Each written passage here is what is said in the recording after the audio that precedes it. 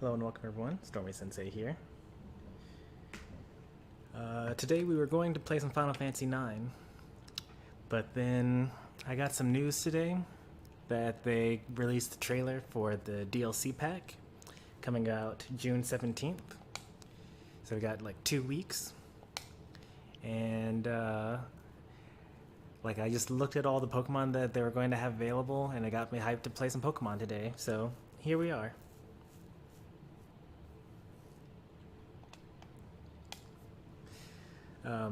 That being said, I actually looked at all the builds that I was planning to build eventually, and I've actually built most of them already. We've almost built out every competitive Pokemon that I've wanted to build that is available. We have a lot of them. We have almost 3 full boxes. Okay, not 3 full boxes, but we have 2 full boxes full of competitive Pokemon. We hardly battle with them, but I just really enjoy building them because that's the thing that I like the most about Pokemon is making the builds. But today we're going to make a couple more. I got a Rillaboom build that I want to make using the new hidden ability that's available today. And I also have a new Shuckle that I've been wanting to try for a little bit.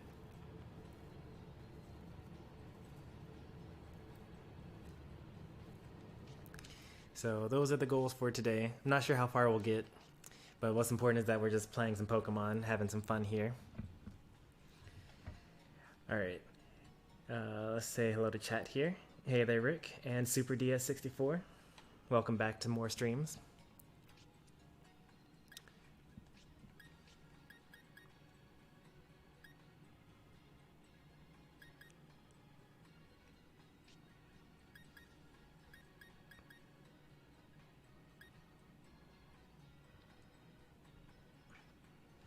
Hey there, Melissa. Long time no see. Playing some old school Metroid on the DS. I played the old school Metroid on the Switch through the Nintendo Switch Online service. Not very fun, gotta say. Was not a fan. I don't think. I mean, I did I think 6 hours worth of streaming for it, and never. Or haven't decided to actually play again because it's that bad of a game. But what I might do in the future is buy Metroid Zero Mission, which is a remake of the original with some extra content and fewer bugs and better controls. So the first thing we actually have to do, and now that I remember what the plan was for today, we actually have to deposit some Pokemon into Pokemon Home in order to get the hidden ability Grookey, and then we can surprise trade away some stuff. Let's see, what have we already surprise traded away? These look like Pokemon that I own. These look like Pokemon that someone else owns. Nope, these are actually other people's Pokemon. Okay.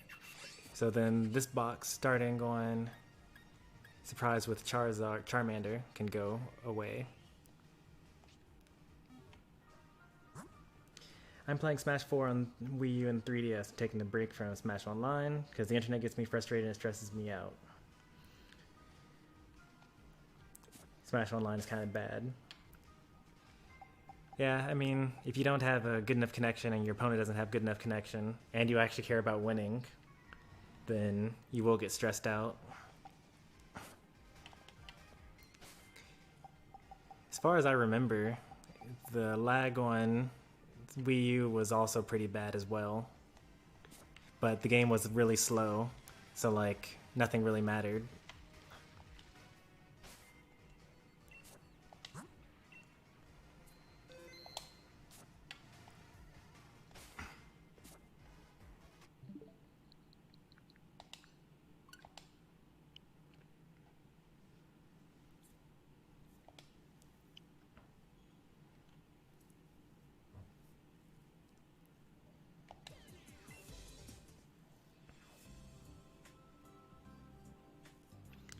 We need to make some room because we're going to be doing a lot of breeding.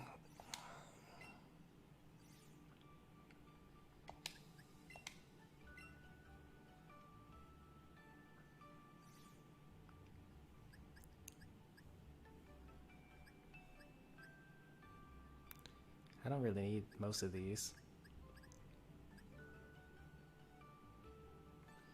Oh, we have a Magic Guard Clefable in here. I've actually been wanting to use Magic Guard Clefable. I got it through Wonder Trade.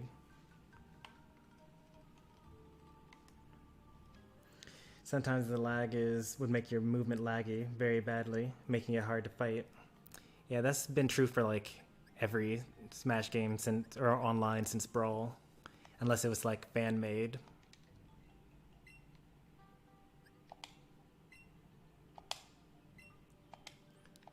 Technically, the best online experience you can get is using a ROM of Melee, but like technically you're not really playing a Nintendo game at that point.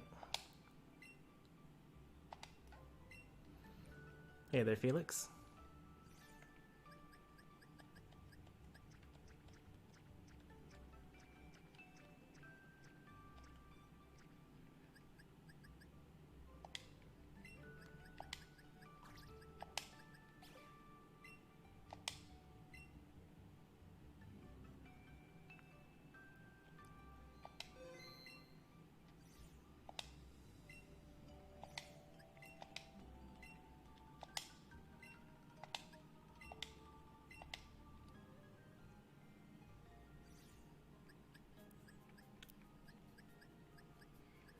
Alright, what don't I need? I wish I could arrange these better. How can I sort these?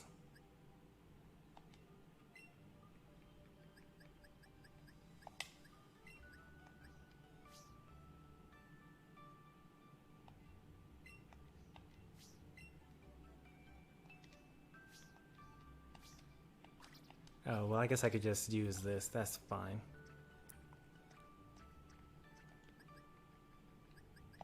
This would be a lot easier if I spent money on this game, but I would never do that. Imagine spending money on a free game.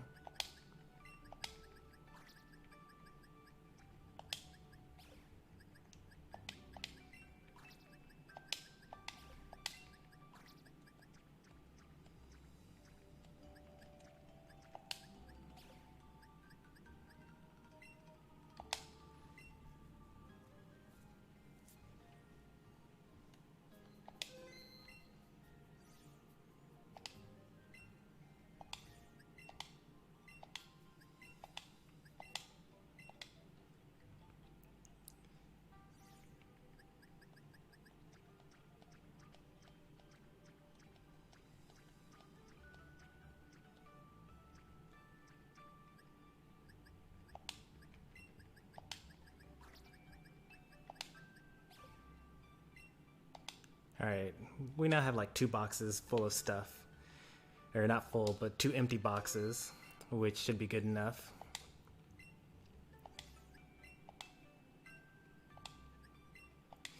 I have to also take a moment to use Pokemon Home on my phone, because that's how you get access to the hidden ability starter Pokemon. So you guys won't see that.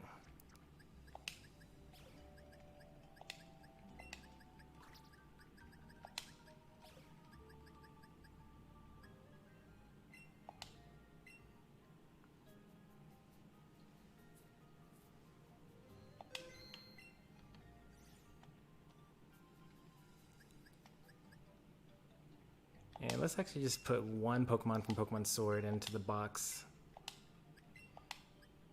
and leave it there, just in case there's some sort of weirdness going on with the game. So like, we can put this Ralts in here. Actually, we can put all these Raltses in here because we want to eventually release all of them anyway. That's what they're there for.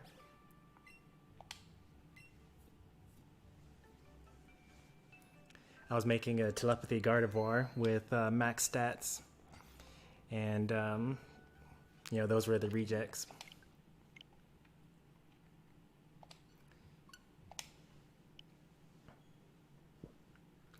Alright, while that game is loading, I will go to the mystery gift option on my online or on my mobile device, Pokemon Home. And according to Cerebi.net, that should give me one of the starters with a hidden ability. Hopefully I get to choose which one it is, because if so, then I'll get Grookey, because then I'll get Grassy, Surge, Rillaboom. Although probably technically Libero Cinderace is better.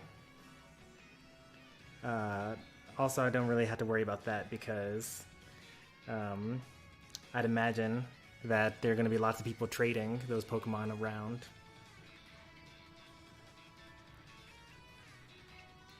Is this the most recent team that I used to beat the Elite Four, or is it just a random assortment of all the Pokemon I've used to beat the Elite Four? Because I have 2 Gardevoirs on this team. Who knows? What kind of team is that? Exactly. Wait, and? What?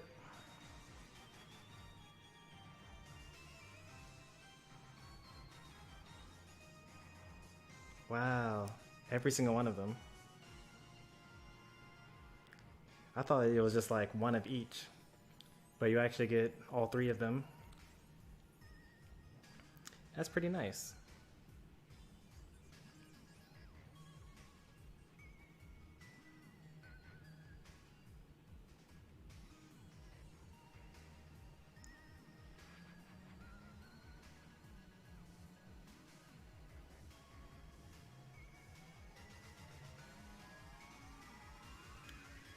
Alright, well, we didn't have to choose. That's pretty nice.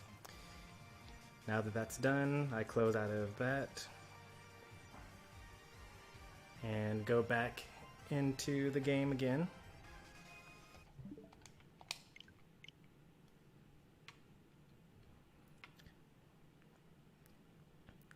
Let's talk about Mewtwo returning in DLC raids. Yeah, that'll be nice. But it looks like it's also like you get to choose 4 people to go on like big raids with in DLC Pack 2, which should be nice.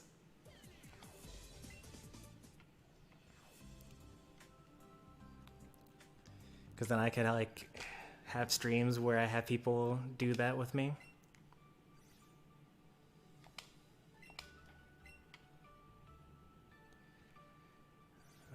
Here they are. Sniper, Libero, and Grassy Surge. That's dangerous, man.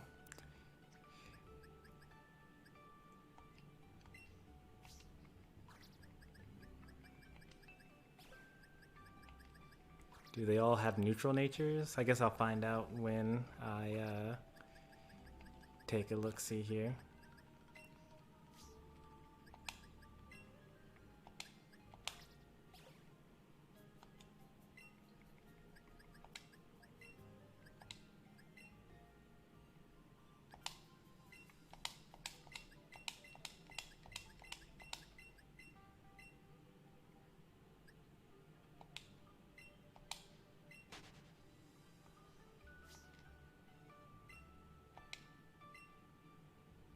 So many Dittos. Yep, so many Dittos. You'll actually see why very soon.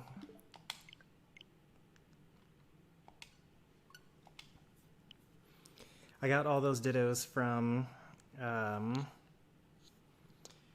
where did I get that from? Pokemon Let's Go Eevee. Because in that game, you spend money, and then you get to decide which nature every Pokemon you're going to encounter will have.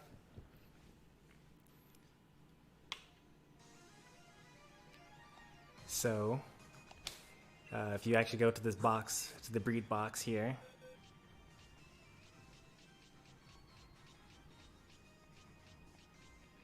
I have one of each important nature. So plus defense minus attack, plus special attack minus attack, plus special defense minus attack, plus speed minus attack, and then the same with special attack, plus attack minus special attack, plus defense minus special attack, and so on.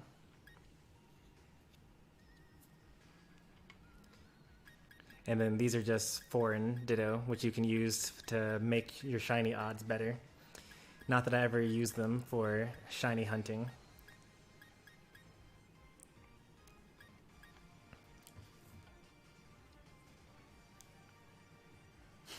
I have a Lucario named Goku. I think you see why I named him that. Yeah, they have the same voice actor in Smash Brawl between Goku and Lucario.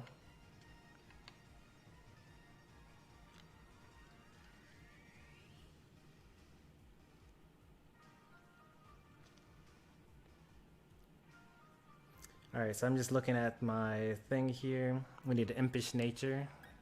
That's plus defense, I think. Minus special attack.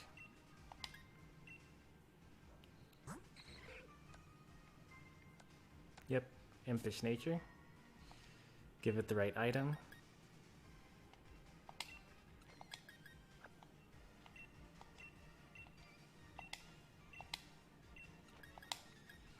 And then let's take a look at, these are actually, this Grookey's not that bad. The rest of them could be a lot better. But I guess they gave all of them are 2 IVs, so I guess what can you do? I mean, actually, these are actually some really nice Pokemon. You almost don't even need to do anything with them. Like, you could just use these Pokemon as is, because HP and attack are actually Grookey's best stats. And same with attack and speed for Scorbunny, and special attack and speed for Sobble. And they're all minus in the stat that they don't need. That's probably very intentional, because like every trainer gets the exact same Pokemon. But we can do better. We can get best in everything. We're probably not going to go for best in everything, but we're going to get best in at least defense and special defense. Maybe also speed as well by the time we're done here. And I wanted Wood Hammer, U-Turn, Bulk Up, and Drain Punch. Let's see if any of those are egg moves, because that'll be painful if we had to do that later.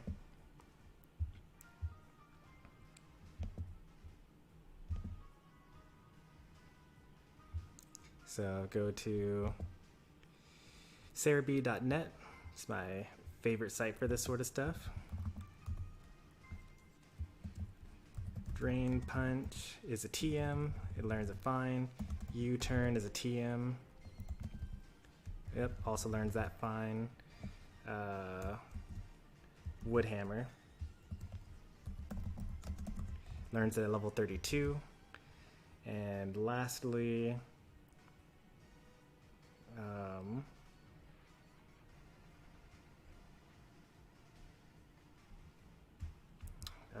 what was the last one? I already forgot. Bulk Up.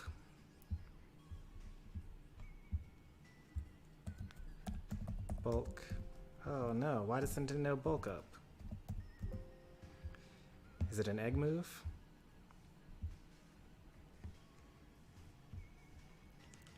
So it would appear as though I was lied to by Pokemon Showdown. You can never trust Showdown. They just sometimes they just give you sets that aren't actually possible. Probably because Grookey can't learn it. Let's see about Rillaboom. Bulk Up. Bulk Up is a TR. So once it evolves, it can learn Bulk Up. Alright, so I don't need to worry about anything. In fact, I can have a level 32 Grookey that just has everything perfectly.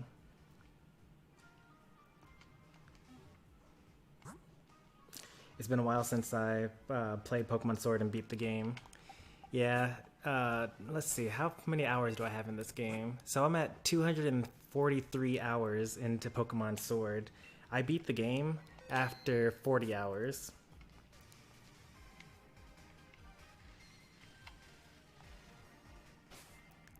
So most of the time that I've spent has been after I've already beaten the game and gotten the legendary Pokemon and whatnot.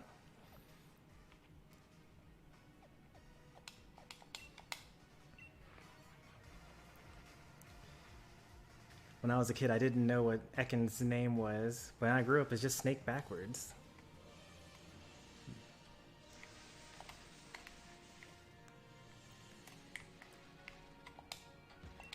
I actually just realized that, not just realized, but earlier this week, I realized that finally with Sandaconda, there's enough Pokemon for you to have an all-snake team. So you could roll up a team, well, not finally. Technically, you could have done this before, but you would have to, like, have the same Pokemon multiple times. But you could have, like, an Arbok, Seviper, Sandaconda, Gyarados, what's this thing called again? Arbok, Seviper, Serperior, Sandaconda, Gyarados, and Steelix. And you could have like an all-snake Pokemon team.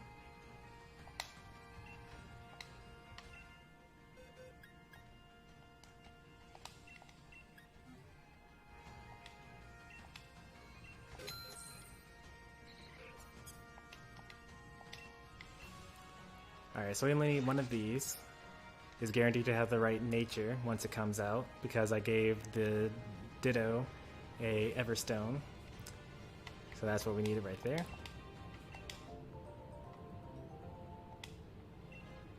Now I can take back the other Pokemon, put them back in the box.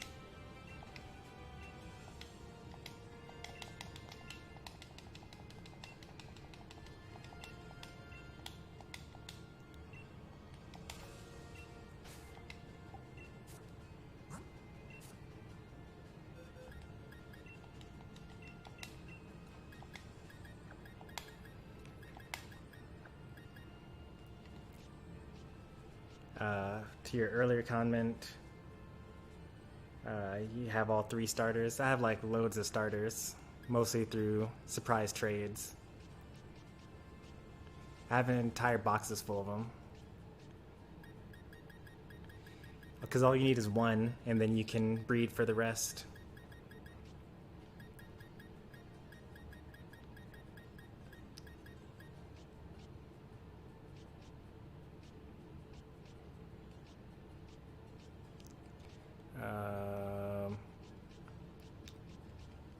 We need to go to the release page. There we go. And Gyarados is a dragon. I mean, it looks kind of dragon-like, but is it really a dragon? It's not a dragon-type Pokemon.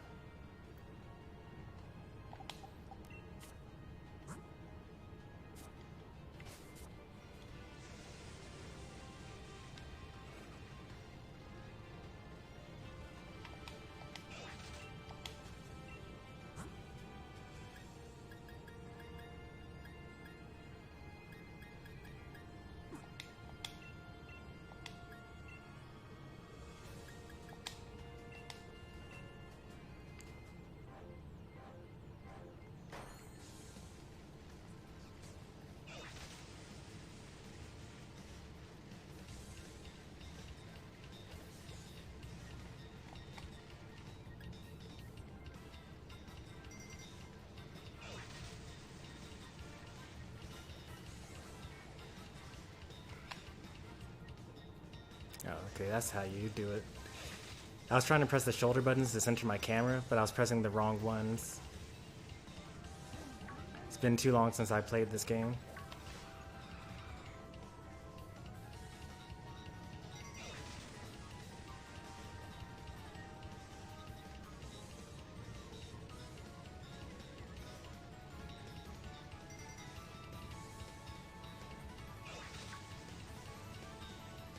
Oh no, I missed it.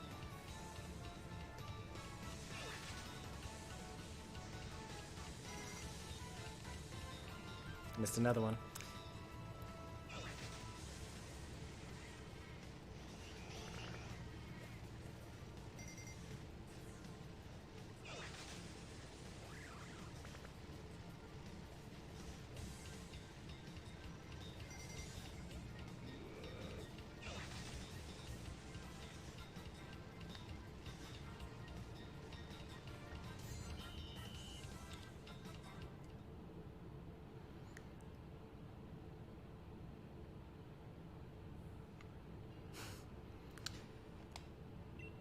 As soon as Pokemon Go came out, all I saw was I got arrested for playing Pokemon Go, or I got lost in the woods playing Pokemon Go. Well, yeah, people need to pay attention to their surroundings. There was a lot of people that would just kind of like wander onto other people's property just because a Pokemon is there.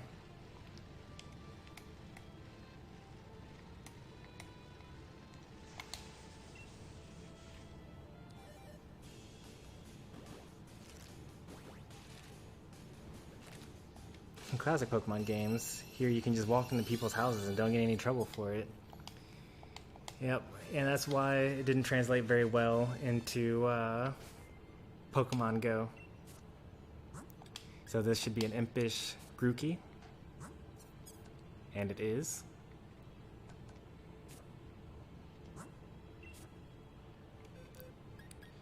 Zero IVs means it has the worst growth possible. It's not the worst growth possible, but it's bad in every single stat. Don't worry, we can fix that.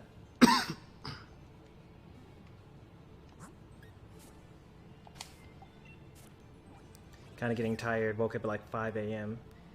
Man, that's a really long time ago, regardless of what time zone you're in. Feel free to get some rest.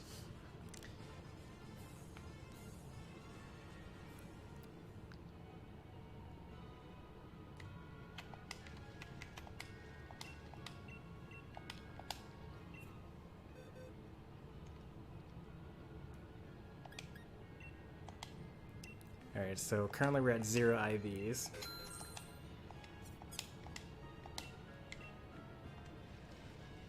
Grookey takes longer to hatch than most Pokemon. Like all of the rare and or popular Pokemon do. So like all the starters, always, and Eevee. And all the pseudo-legendaries like Dreepy and Dratini and Larvitar, not Larvitar, Pupitar. No, it actually is Larvitar, not Pupitar. Basically all the good Pokemon.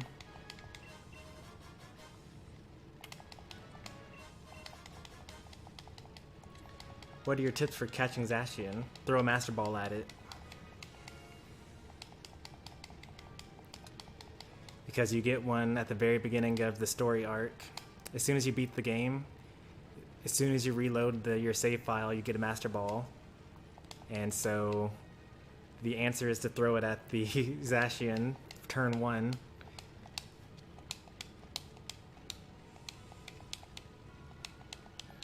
And then you get a free Zacian.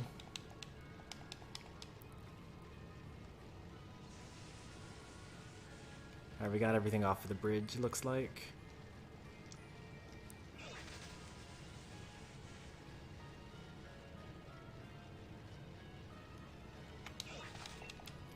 There's actually really no point in holding on to your Master Balls because, you know, once you've played through, there's not really too many Pokemon that are missable. You can basically surprise trade until you get whatever you want. You can go to a random streamer and ask for whatever Pokemon you want, usually. You know, once you have one of a Pokemon, you can breed to get more of that Pokemon. So the only reason to use it is to, and like Eternatus in this game is a guaranteed catch as well. So you may as well just use it on Zacian. Now that being said, the DLC is coming out, and there are going to be more legendary fights. There's an electric Reggie Pokemon and a dragon Reggie Pokemon. It's the 2 new legendaries. Plus you can fight the original 3, Reggie Steel, Reggie Rock, Reggie Ice. And the 3 legendary birds are also going to be in the DLC, except they have new typings because they're Galarian forms of the original games.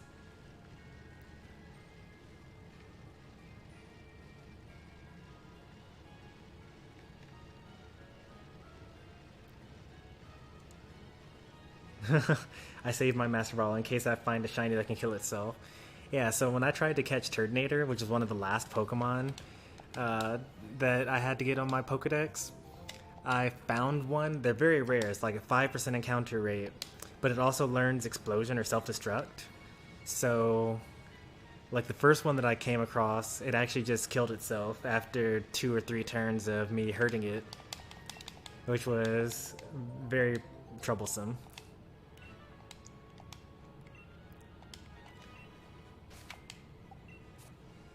But even to that, I would say that you could breed for shinies. I mean, I don't know. Maybe it's probably not worth going to breed for shinies if you actually find one out in the wild.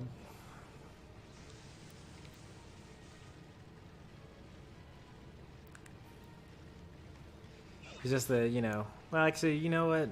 Maybe I take that back. Maybe it was better for shiny. Shinies are rarer than Zacian, after all, since you can just keep on remaking an account like I did to get as many Zacians as you want.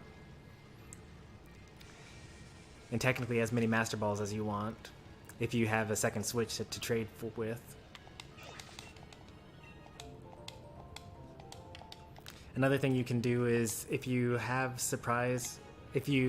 fill up your boxes filled with Pokemon, you can surprise trade them to get other Pokemon with different original trainer IDs. And then you can actually get Master Balls from the Lotto ID, which re-rolls every day. That's also true. You can just save right before and then keep on trying. It's the old style of getting legendary Pokemon.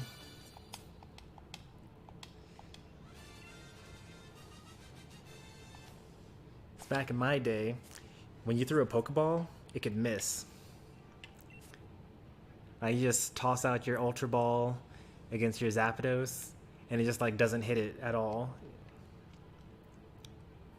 1 IV. 1 IV is better than 0 IVs. I could actually replace the Grookey right now with this other Grookey, and I would do better. But more than likely, some of these other Grookeys that are in eggs probably are better than 1 IVs already. So I don't have to necessarily worry about that. Oh, and I'm using Thievul instead of my Steam engine. That's going to slow things down. Just now noticed it.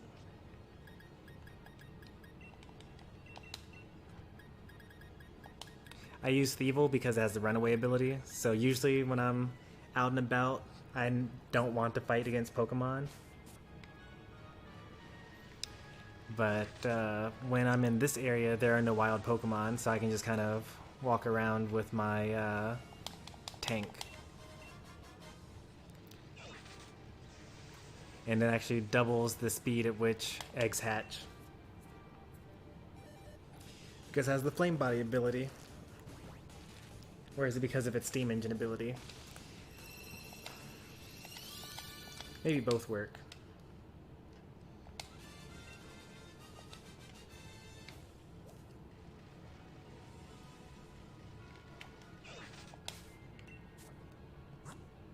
You guys just don't know the struggle. Back in the day,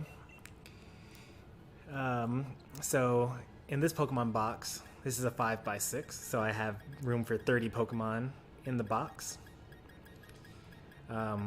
In Pokemon Red, Blue, and Yellow, once you caught 30 Pokemon in your box, you couldn't throw a Pokeball at another Pokemon because your box would be full. In order to actually take more Pokemon, you'd have to leave whatever area you were in, go back to the Pokemon Center, change boxes, save, and then go back out to try to catch whatever you were trying to get at the time. Of course, if you run away from a legendary Pokemon, it's just gone forever. So, there's that. But you couldn't just pull up your Pokemon boxes out in the wild whenever you wanted to. And you also had to, like, go back to a Pokemon Center in order to swap once one box got full. Because everything was terrible about their first generation of games.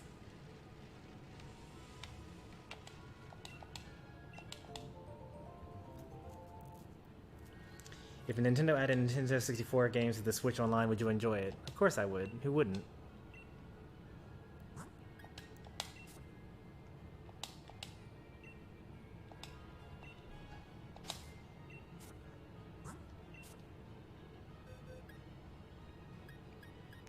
In fact, I would say that Nintendo Switch Online has been well worth it for like many, many months now.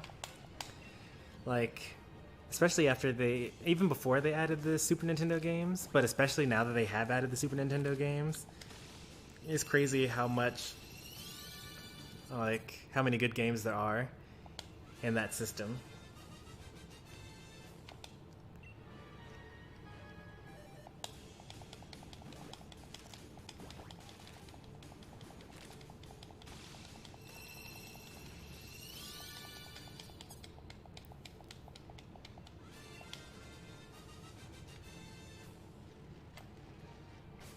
Alright, let's see how lucky we are.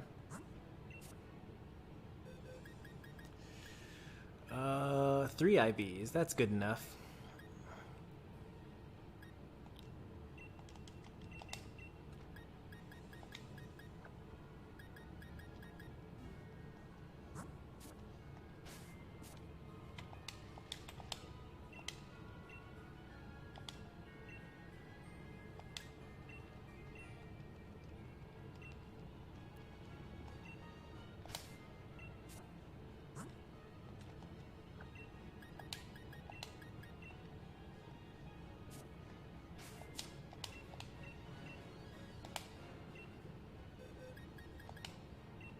Oh no, I forgot. Okay, thank goodness. There actually is a chance that when we breed Grookey with a hidden ability, it comes out with a non-hidden ability. Like, for example, this one here has Overgrow as its ability instead of Grassy Surge. So I need to remember to actually keep track of that because we only want Grassy Surge Grookeys here.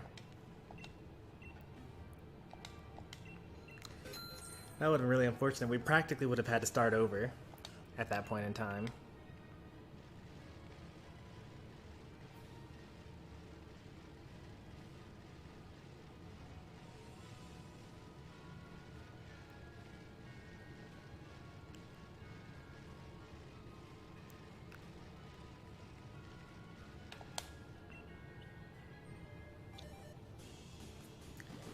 You guys are frying up my eggs.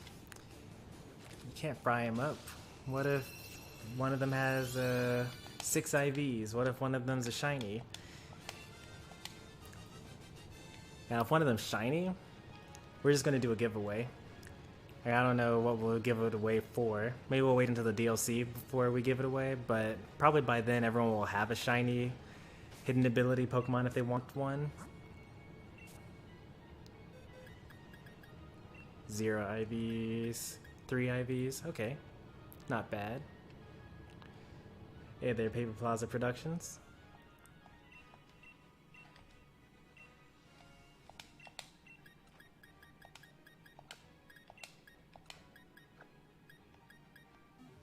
The attack of the Grookeys. Yeah, there are going to be so many Grookeys in here but by the time we're done.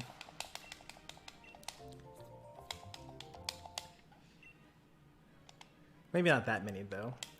These days, just because I have a 6 IV Ditto, I can usually get to 5 or 6 IVs pretty early on, like within 10 or 20, or usually within 10. But like if I get really unlucky, like it's 5 IVs but it's in all the wrong IVs, then we could be here for a while.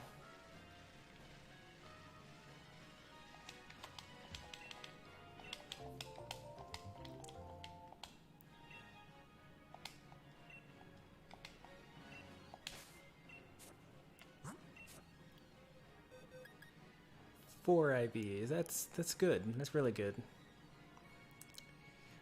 But he's weak in defense and HP.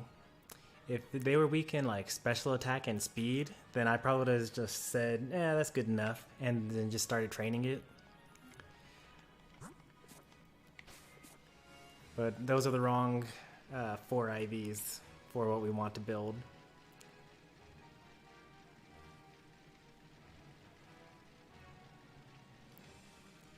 This would be a good addition to my mono grass team, actually.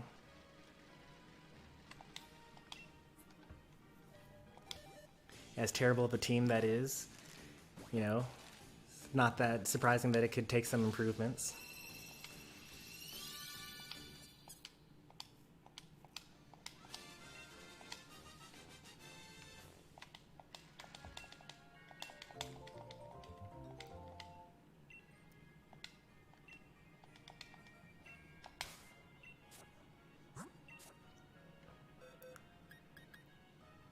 Four IVs, low in speed and defense. Unfortunate.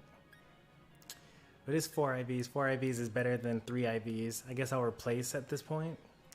And we'll use this bottom one here. Oh, let's make sure it's Grassy Surge though. Okay, they're both Grassy Surge.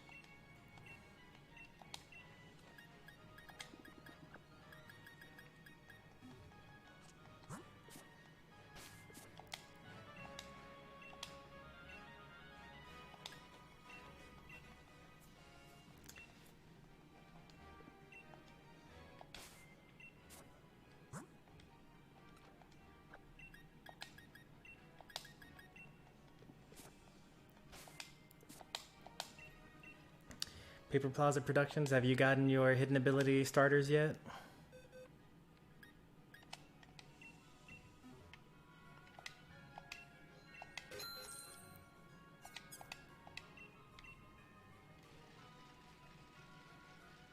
Same question to Bob's father, by the way. And also Felix. Just remembering who here all plays Pokemon. It's been a while since we've streamed this.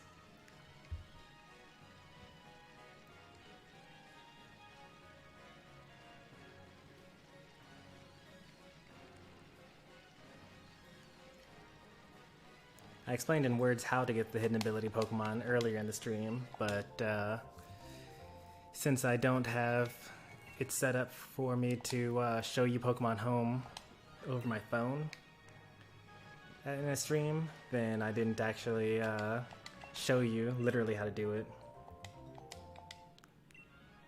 Well, if you log into Pokemon Home on your mobile device, there's news. There's like a news article on the app that will tell you how to get them. Basically, all I had to do is transfer any Pokemon from Pokemon Sword into Pokemon Home. I'm being for real. What's a hidden ability? So each Pokemon has an ability, as you know. For example, this Colossal has Flame Body. If it gets hit by a contact move, it might burn the opponent.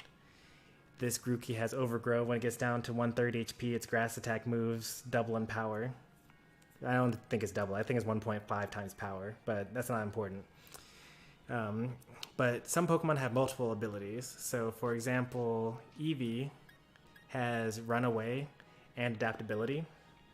So, Eevee has Runaway. You're guaranteed to be able to run away from wild battles. Adaptability, instead of having a 1.5 times attack bonus from using normal type moves, Eevee gets 2 times attack bonus from same type attack moves, those being normal. And if you keep on breeding this Eevee, it'll either have Adaptability or Runaway, no matter what. That's, you know, you could do 1,000,000 Eevees and they'd have Adaptability or Runaway. But what's a hidden ability is a ability that a Pokemon could have. It's in the game's code, but you can't breed for it with the regular ability Pokemon that you get in the wild. So in order to get hidden ability Pokemon in Pokemon Sword and Shield, the way to do that is to do max raid battles. The Pokemon that you get in max raid battles have a chance to have their hidden ability. And Eevee's hidden ability is Anticipation, for those of you that are wondering. Let's see if I have one lying around here. Yeah, here it is, Anticipation.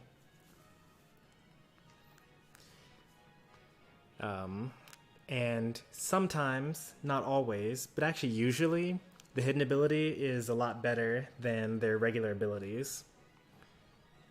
So, for example, Blastoise gets Rain Dish, which heals it in the rain every turn, as opposed to Torrent, which powers up water-type moves when it gets down to 1/3 HP.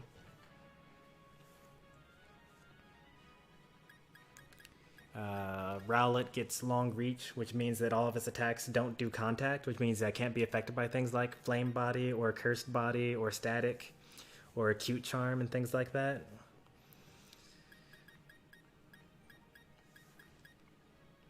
So it's like, it's kind of unimportant, but if the Pokemon that you want has a particular ability that you want and it's only available through hidden ability, then it's harder to get those Pokemon than it is just find one in the wild and then breed for it. That's pretty much all you need to know about hidden abilities. For Sword and Shield at least. There's a whole bunch of complicated stuff with how to get hidden ability Pokemon in the previous generations, but they got rid of all that anyway, so it doesn't really matter.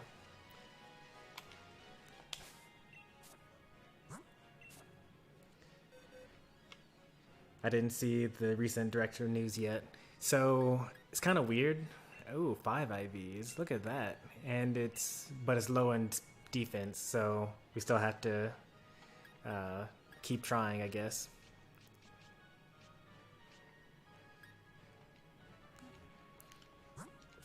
So the video was uploaded today, this morning actually, but it was uploaded unlisted on the US Nintendo account, and the Japanese account was marked as public.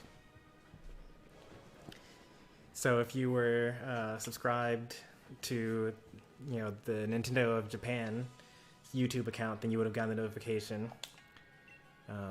Which I didn't. I found out because I think they tweeted yesterday that they were going to have a DLC reveal trailer today. It's just that, as I mentioned before, they didn't actually mark the video as public.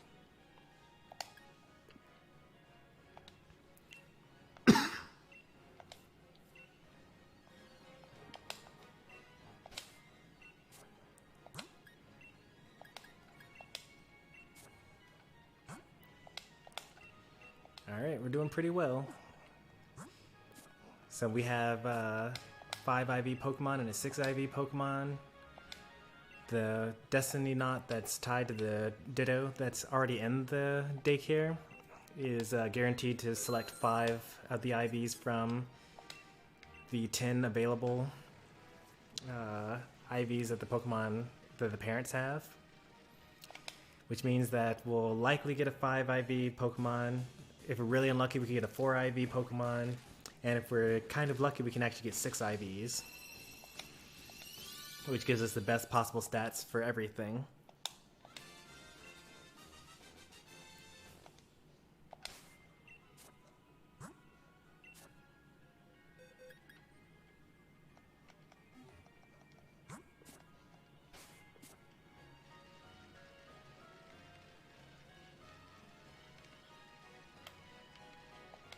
Oh, I forgot to mention how I found out.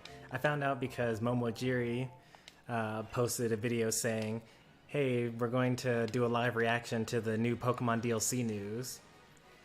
And so I watched the video, and then in his stream, apparently the video never dropped because it was marked as unlisted. So he ended up going to the Japanese site and using Google Translate to just talk about what was going to happen in the DLC. And then I looked into it a little bit more and found out that, or eventually found the American version.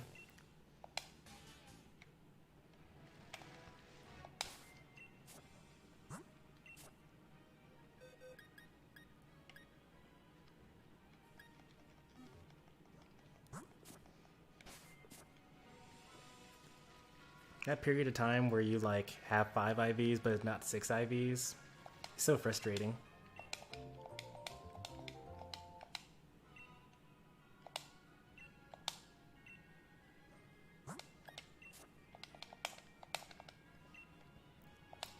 Because so many of the other Pokemon that hatch are kind of useless. I forgot to check if that Pokemon that I put in the daycare was Grassy Surge. Hopefully it was. People keep talking about E3 when I thought that it was canceled this year. I'm confused. Well, even though it was canceled, probably all the video game companies had all the videos prepared ahead of time and will probably release them individually.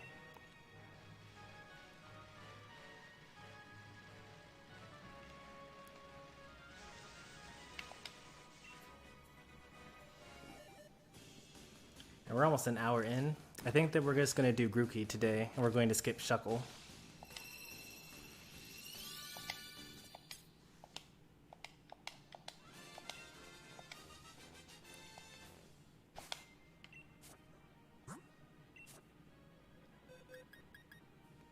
Oh, also so close. Look at that. Man.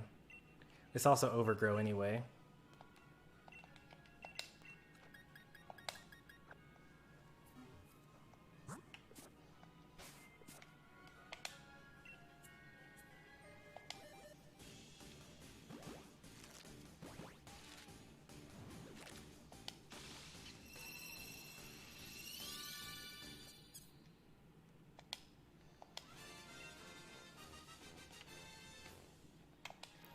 One cool thing about the DLC that I learned today is that in the wild area, there's going to be a type of curry that you make, or I think it's called max soup.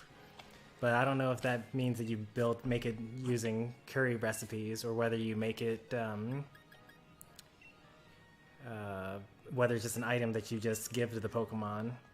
But it makes a Pokemon that has the ability to Gigantamax transform into their Gigantamax version. Because one thing I was worried about when they were talking about your starter Pokemon Gigantamaxing is that, for one thing, the starter Pokemon that you got at the beginning of the game is weak relative to one that you could breed yourself. So, like, if actually your starter Pokemon Gigantamaxed, then you'd have to actually hyper train it in order for it to be good. It's kind of a hassle, like using up a bunch of bottle caps and whatnot.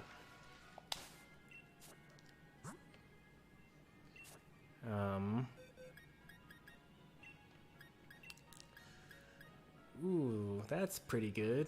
That's good enough. Yeah, that's good enough. Is it Grassy Surge? Yes, it is.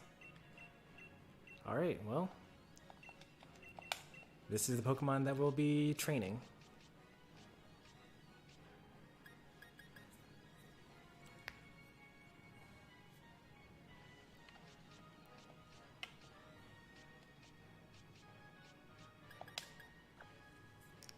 Alright, so we want max HP, max attack, right?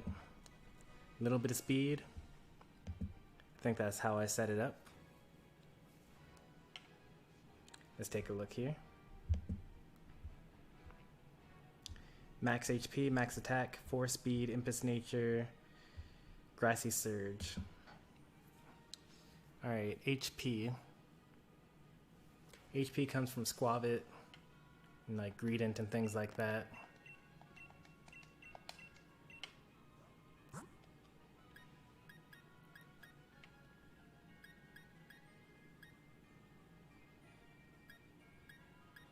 Max HP.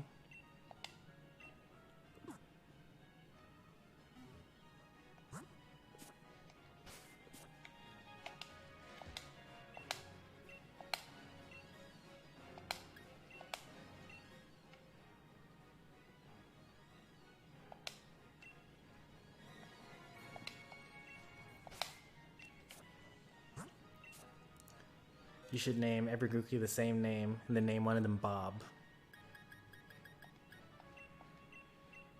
This one was like almost good. This one could be marked in the giveaway.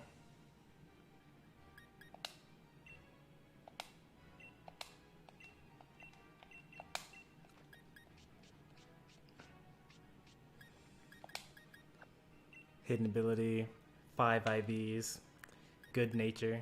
Well, I think it's good nature. Some people would probably be like, oh, I want it to be plus attack minus special attack.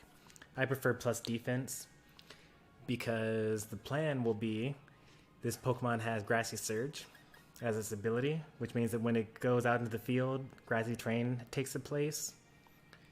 And there's an item called Grassy Seed, which raises your defense by 1 stage when you're in grassy terrain. So you have plus defense.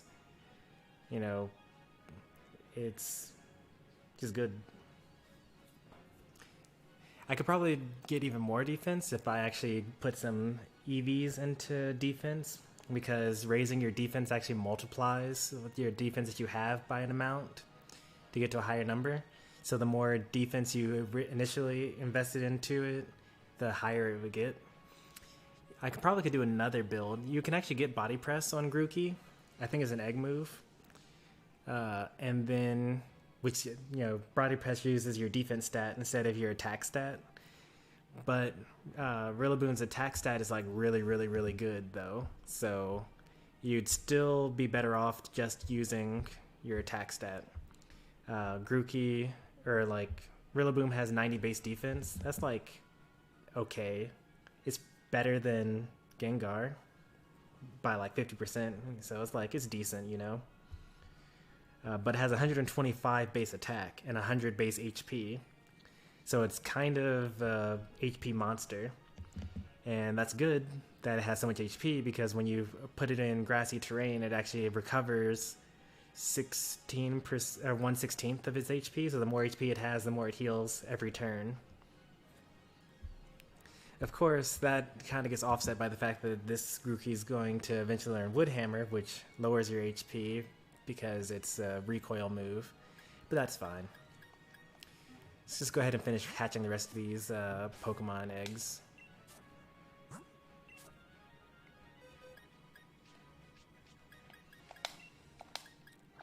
So this one is the one we're going to be using in battle. This one is going to be released. We finished with 12 eggs. So that's pretty good. Not bad. I know 13 eggs, because one of them is under the... Well, technically we started with 1. So yeah, so 13 eggs. Not bad. Pretty lucky, I'd say, to get 5 good IVs.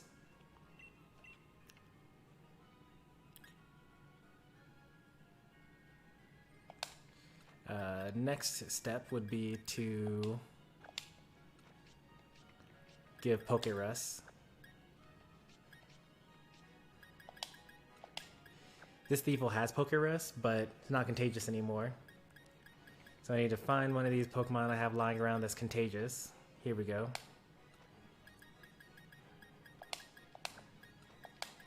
And then I just battle some Pokemon until Grookey has Pokerus. But important, very important, we have to not actually get any experience points, because it'll mess with our EVs later on. Although Stuffle might actually give HP points. Let me take a look-see at this. Stuffle either gives HP or attack.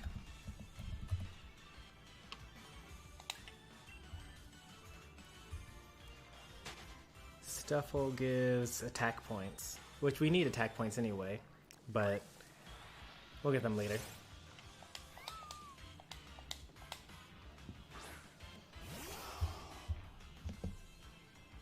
This is the slow way of getting your stats, by the way. You could just spend the money and buy the vitamins. I don't particularly like spending the money on that, because I spend the money on clothes instead. Yeah, I mean, that is the only thing that I ever spend money on in this game, so...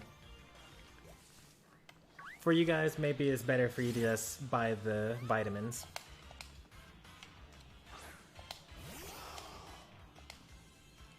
Usually by the time you run away from 3 Pokemon, that's enough. It could take more, but unlikely. Yeah, so we have Pokerus now. Put this back. Wobbuffet probably gives HP IVs, or EVs actually. Wobbuffet.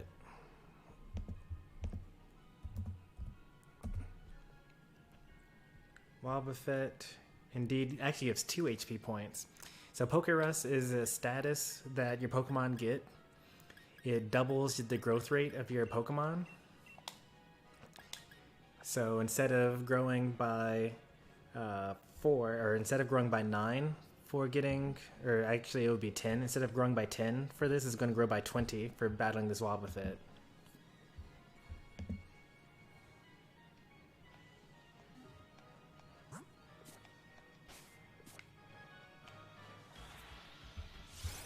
What does Swirlix give? If I don't have to leave, I probably won't leave, because why? No need to. Swirlix. Swirlix gives 1 defense point. Eh.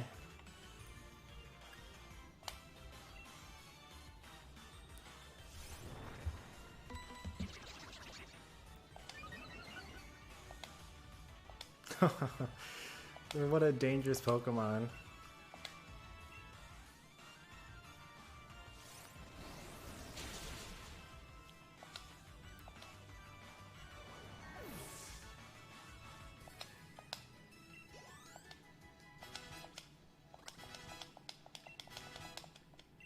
None of the moves it learns are important because it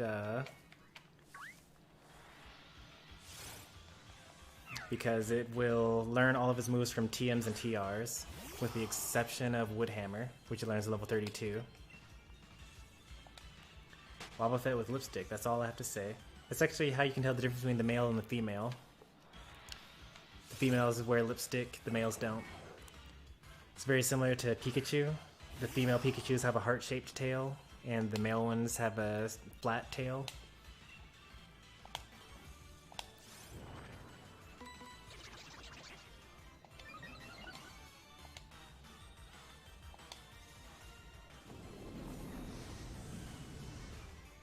Does that mean that if I knock it out now, I die? I've always wanted to know about this, because I don't actually know the answer to this question. So I'm going to knock it out here, just to see what happens.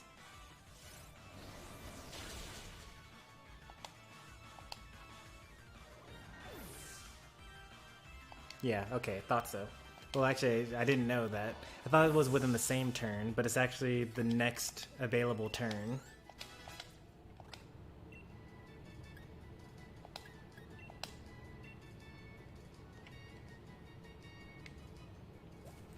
And now we actually have to go run and heal, because, I mean, technically Grookey probably could actually beat Wobbuffet because it doesn't have any attacking moves. I just need to watch out for Counter and Destiny Bond.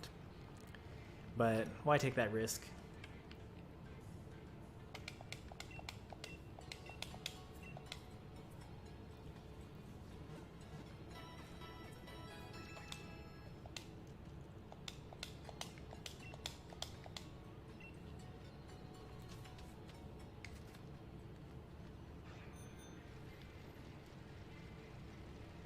I guess that's kind of interesting. In its own way, that could be used as a strategy. Because if you use Destiny Bond at the end of your turn, then that means that your opponent won't try to knock you out at the beginning of the next turn.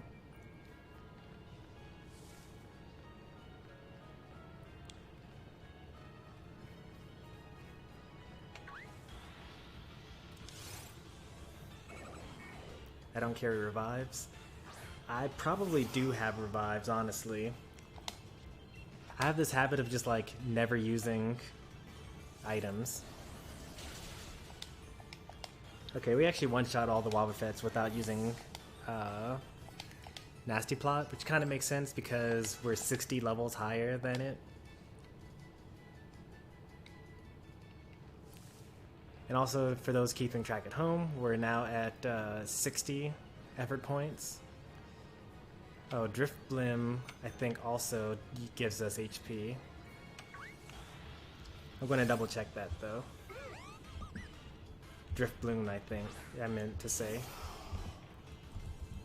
Drift Bloom falls from Drift Bloom. And it gives 1 HP point.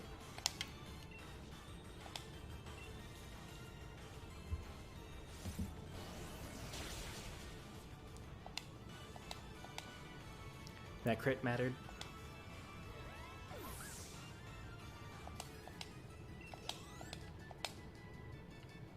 These Pokemon are around level 20. I guess once we get up to like 25, maybe probably more than that, maybe level 30, we can start taking it on ourselves.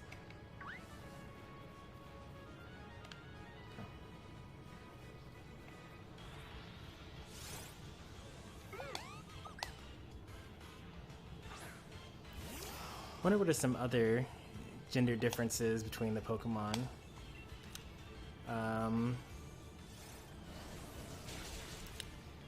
Wooper's whiskers look different.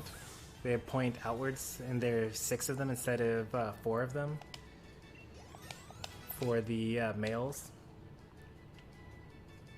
Should you even bother with egg moves? I mean, if the Pokemon has egg moves that you want, then yeah, I'd say so. Some good examples of egg moves that are kind of cool. For example, Snorlax learns Curse via egg move. Snorlax doesn't learn Curse at all without using egg moves. And as you guys know, I love my Curse Snorlax. I use it like all the time.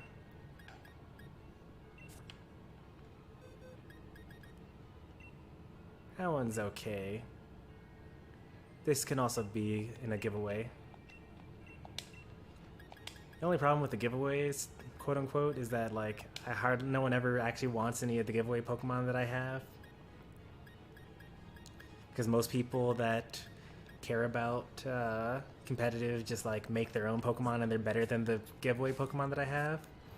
Because all of my giveaway Pokemon are almost perfect, but they aren't perfect. So most trainers will already just make their own perfect Pokemon instead of taking my almost perfect Pokemon.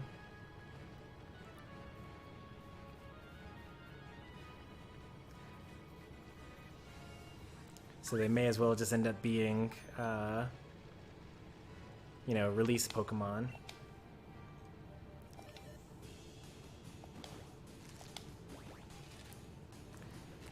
So other egg moves that are pretty cool, you can give knockoff to Grookey, which removes the item that the opponent has, or that the target has, I should say.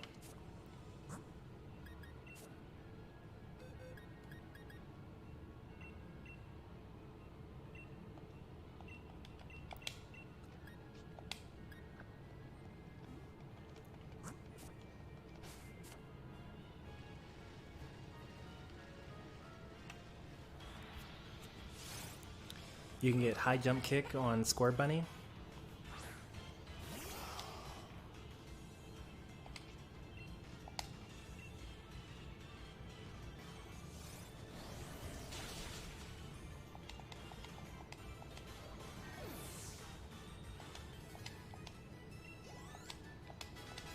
I think we evolve now. But we're actually going to cancel the evolution. Because Grookey gains levels faster than Thwackey. So we'll actually just gain a few more levels. We can always evolve later.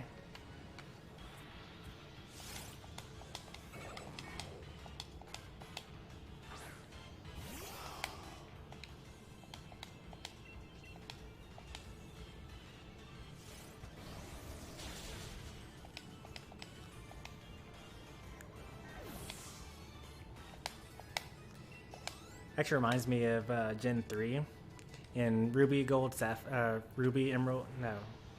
Sapphire Emerald, but particularly because I had Sapphire. Mudkip learned Hydro Pump at level like 42, but Marshtomp did not learn Hydro Pump ever. So the only way to learn it was, well, I mean, actually there was more than one way to learn this, but the only way that I thought you could learn it was to actually stop evolving your Mudkip over and over again until you got to that level. So as you can imagine, me going through Pokemon Sapphire version was very, very difficult. Because my starter Pokemon, which is usually supposed to be like your best Pokemon, because it has higher base stats than all of this other Pokemon in the starting areas. And it evolves early and gets really great moves and has good typing. I just stopped mine from evolving, so I lost all those benefits just so I could get Hydro Pump. What I didn't know was that you could actually still get Hydro Pump after you've evolved. All you have to do is just reach level 42 or 43 or whatever, and then go to the move tutor and give a heart scale in exchange for learning an old move. Because back in the day, there was a limit to how many old moves you could relearn. Because everything was more difficult back then.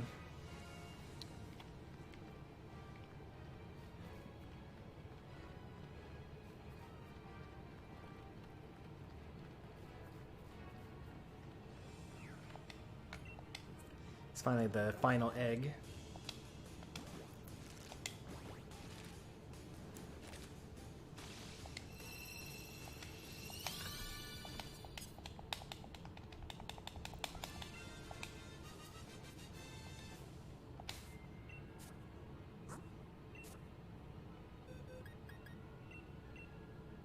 Man, we are really unlucky here.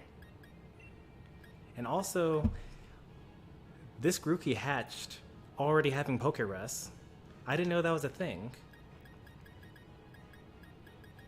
None of these other Grookey hatched with Pokerus, but this one did, which means I think that it hatched, and then after the hatching...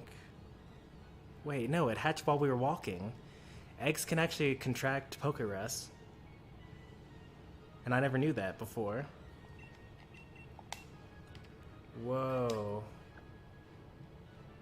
Also, it's overgrow, so that's just really sad. Oh, I guess I should actually keep one of these around. Yeah, we can keep this one in my starters. Actually, no, I already have one of those. I don't need to. Because I already have Grassy Surge, whatever. Where's my... Where should I put them in the keep box? Yeah, I should probably put them in the keep box.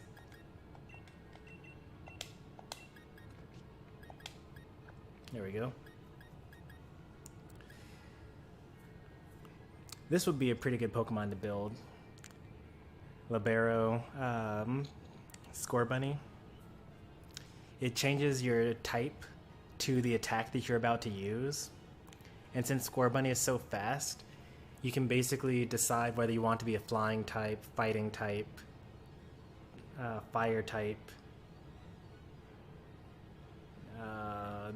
Scorbunny doesn't actually get, Cinderace doesn't actually get that many move types. So you're actually kind of limited in what you can actually choose. But you don't have to be a fire type if you don't want to be. Because you're like one of the fastest Pokemon ever. And you can change your type as appropriate.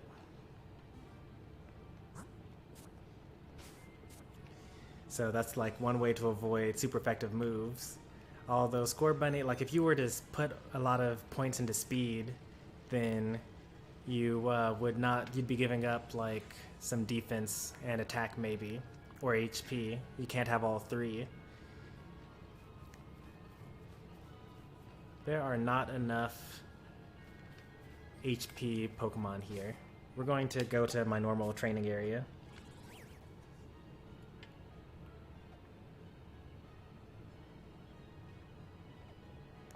This is where we normally go for EV training, because the Pokemon are weaker. And there are more of them.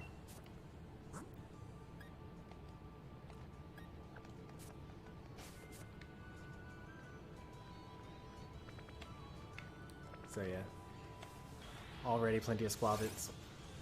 And I think Yamper gives HP as well.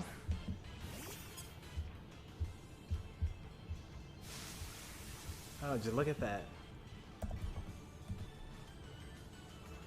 That's actually going to be kind of annoying because that animation is going to play every single time.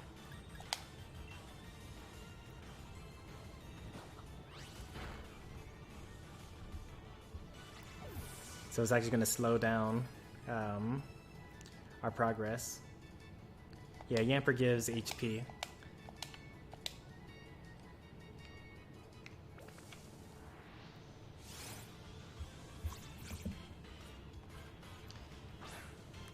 I don't know why when Kirby inhales Breath of the Wild Link, he doesn't get the hair. What a missed opportunity. Did he get hair in Melee? He didn't get it in 64. I mean, in a way it kind of makes sense because Sword Kirby was already pre-established because Sword Kirby existed, you know, ever since the second Kirby game, and Sword Kirby never had hair. I think one thing that would be cool would be if when Kirby inhaled, like instead of having that character's abilities, I mean this would be more difficult to code. Actually, it actually wouldn't be more difficult to code. So Kirby already has like a bunch of copy abilities available in his game, like flame, burning. Actually, not. It's not called flame. It's called fire. Fire, burning, electric, beam, sword, cutter, etc. It would be cool if when you inhaled a particular opponent, you got an ability from Kirby's original game, and it was tied somewhat to that character's personality.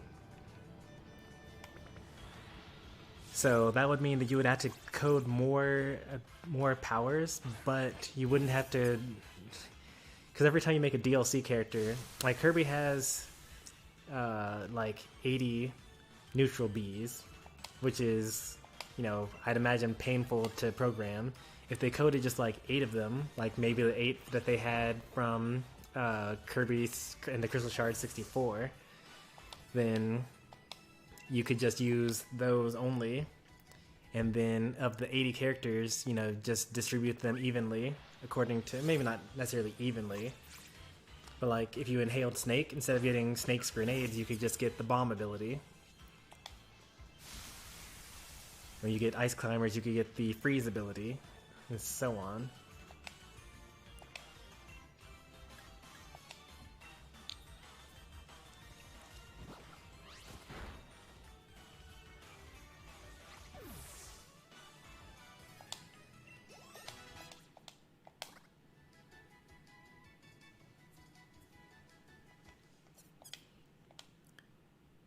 We'll just go ahead and evolve here. It's fine. Because we're fighting level 2s now, we're not really going to be getting enough experience points to get to level 19 anyway.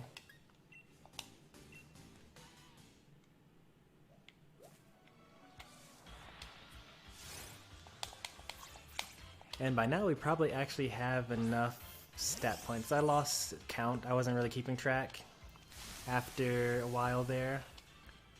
But you normally need 14 total fights in order to get to max.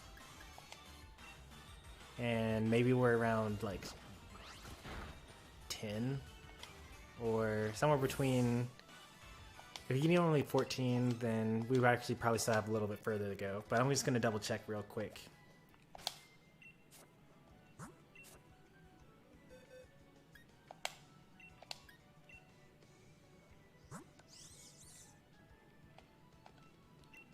Oh yeah, we're actually already maxed in HP. Probably because some of those were Wobbuffets, which give, you know, twice what I'm normally used to. Alright, so now we want to give it attack, because we're giving it max attack as well.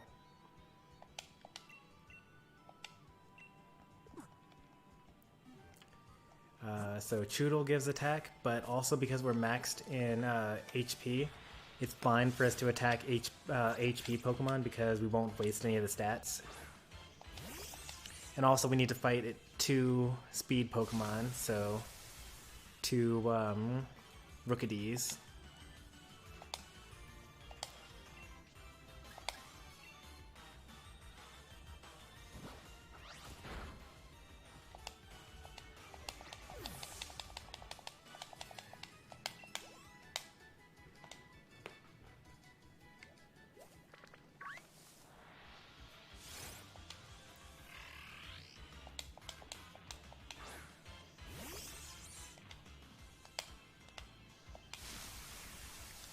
I'm starting to hate Grassy Surge, but it's going to be worth it when we actually get into battles.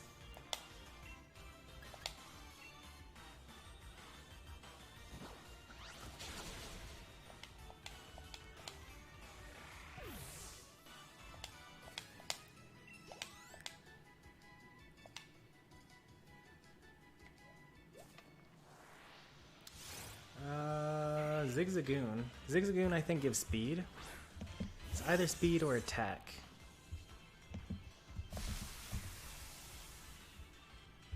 Zigzagoon gives speed, actually.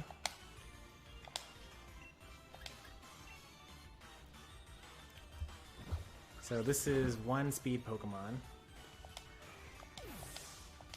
We're allowed to have one other speed Pokemon.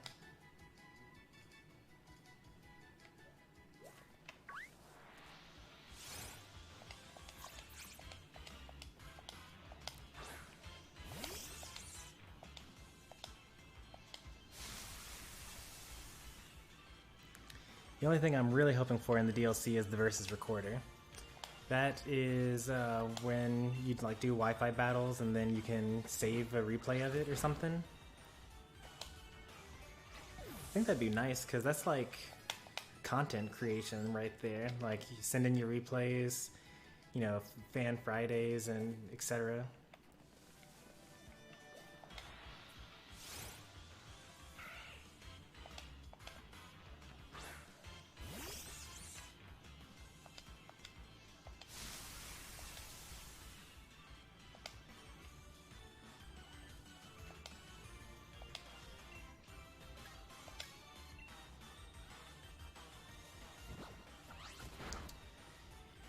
Fortunately for me, they've already added what I want in the DLC. Articuno is coming back, so the rest I don't really worry too much about. Although I haven't seen confirmation that Kabutops is back yet. I might have just forgotten about it, but I still want Kabutops, because then I'd have all my favorite Gen 1 Pokemon in the game. And since the legendary trio, you know, Articuno, Zapdos, Moltres are coming, it's only a matter of time before they add Lugia and Ho-Oh as well. And then I'll have my favorite Gen 2 legendary, Lugia, with my favorite move, Aeroblast. Had the best animation in Pokemon Silver, which isn't really saying much. There weren't even that many moves in Pokemon Silver. But like, Hyper Beam looks really cool in this game, so I'd imagine that Aeroblast, which already looked cooler than Hyper Beam back then, probably looks even better.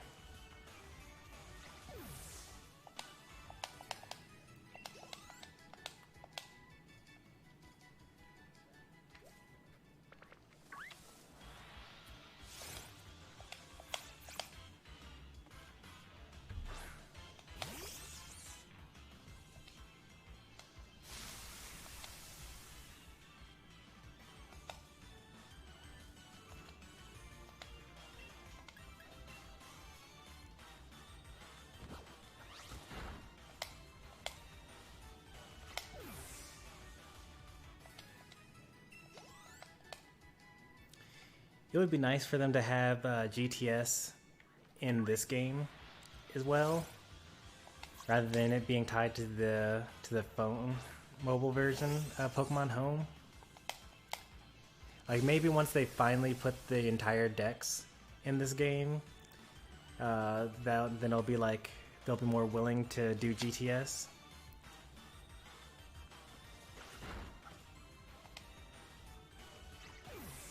Am I doing viewer battles?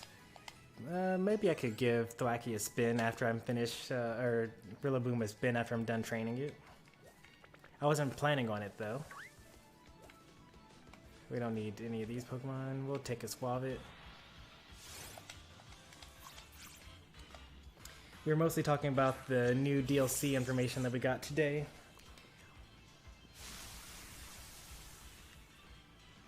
And also the hidden ability starter Pokemon like this Grassy Surge Thwackey that you see in front of you.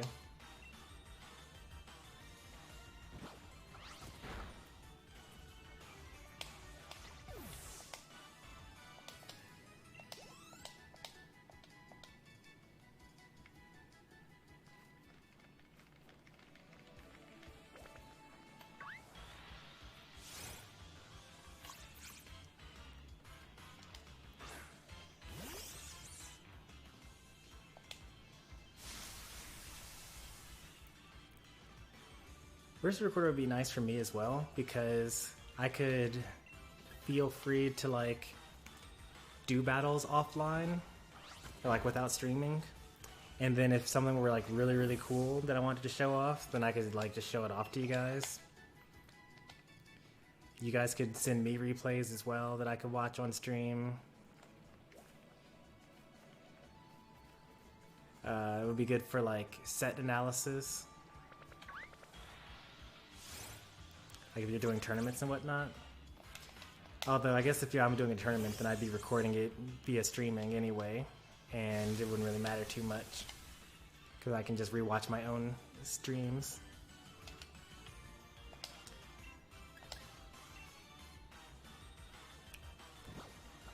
We should be pretty close to being done with attack as well.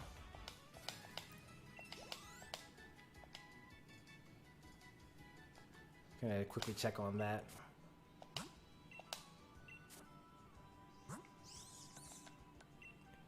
Almost there. Just a little bit further.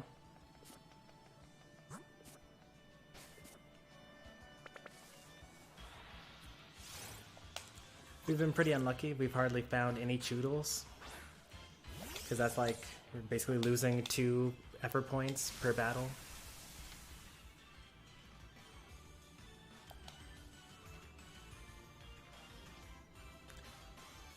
I took multiple screen captures to put together pieces of a battle I did, and I plan to upload it soon.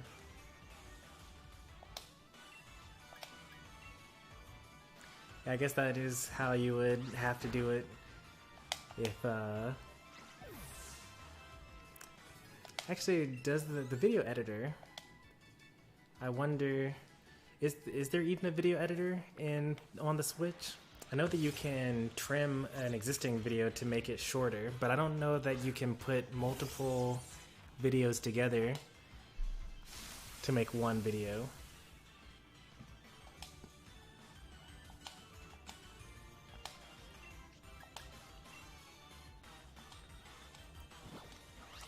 Because if you did, you could use the screen record where you hold down the button and then it records the last 30 seconds of gameplay. I mean, it's still more of a pain than just like having a versus recorder.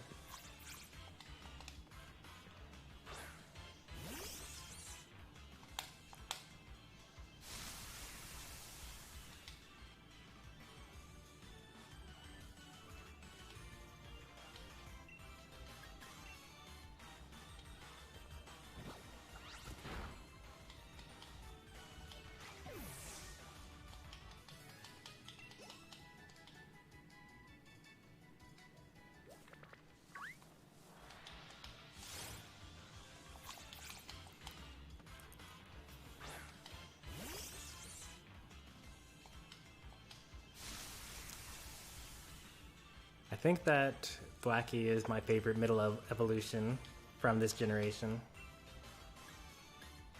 I think we also are done.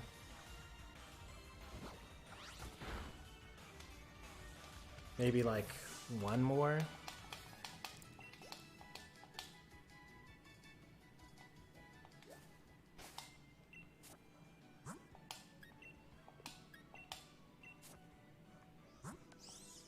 Yeah, we're done.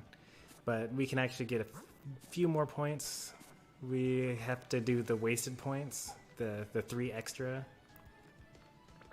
So those can come in speed.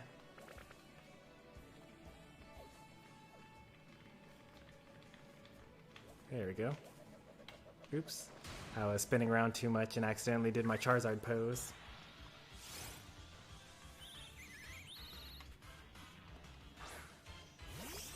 The local restaurant is almost going to open. I'm going to work there and eat all the hamburgers. It sounds delicious.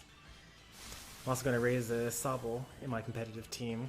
Sobble is really nice now. Like,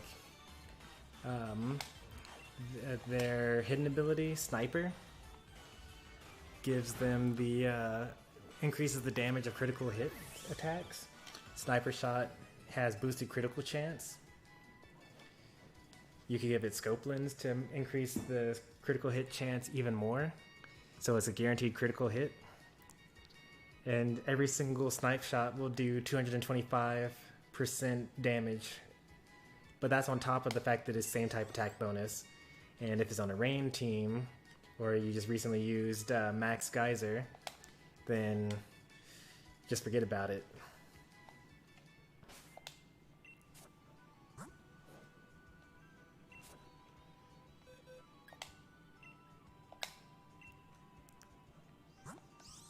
Perfect. All right.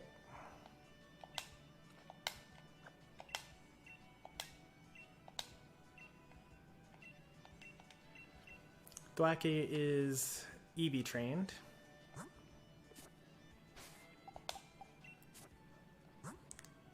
Hey there, gamer. Welcome to the channel.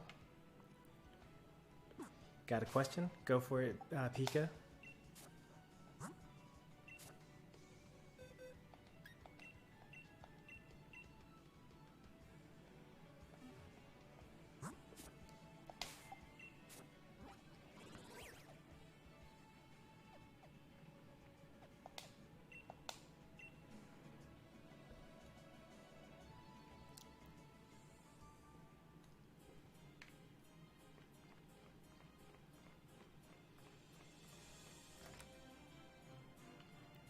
Welcome back, Felix.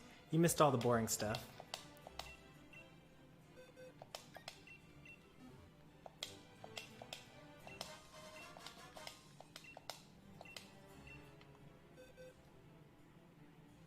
I'm looking for the two dinosaurs, Dracozolt and Arctozolt. Do you have any spare? Let's see. I have Pokemon, but do I have extra? I don't, they're not breedable, for sure.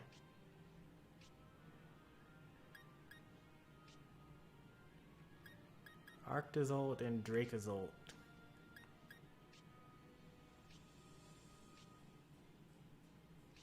You just saw in my box that I do have them. They are marked in the keep box, quote unquote. I know that they come about from items that you can dig up, though. Unless you're just looking to complete your Pokedex, in which case we can trade and then trade back. Well, genderless actually is not the issue. Magnemite, for example, is genderless, but if you breed it with another Magnemite, or if you breed it with a Ditto, then you can get more Magnemite.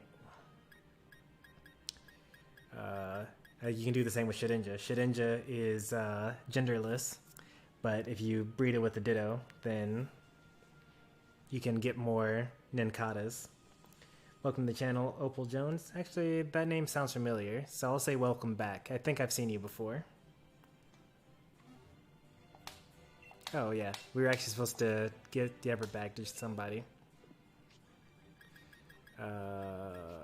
These guys need the effort badge.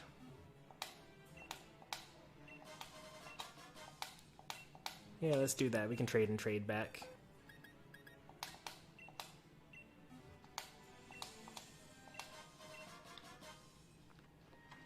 Go ahead and give me a code. And if anyone wants to battle with Opal, Opal, just go ahead and put a code in the chat and then someone can join.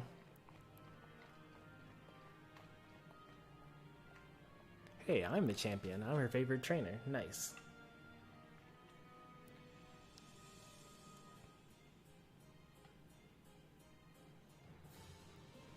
Hey there, Juling. Welcome to the channel.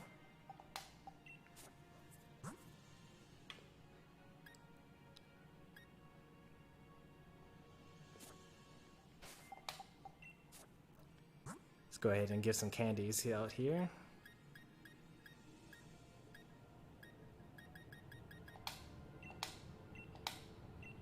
Ooh, nope, don't need that many.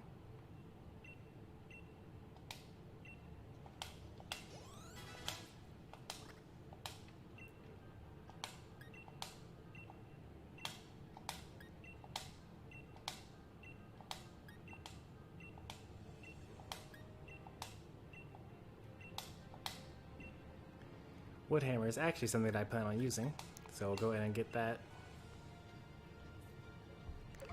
Let's see, the other moves were Bulk Up, U-Turn, and Drain Punch. Those are all TMs and TRs and whatnot.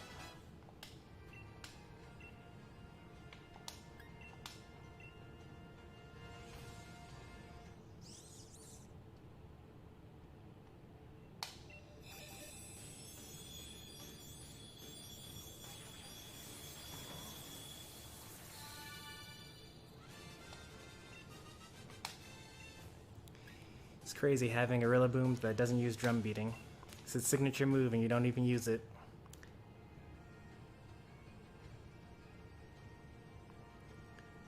Are you still connecting or are you connected?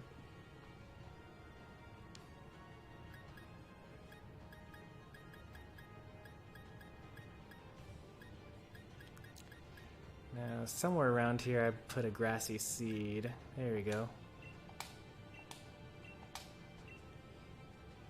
And then I need to give Bulk Up, which is a TR, pretty sure.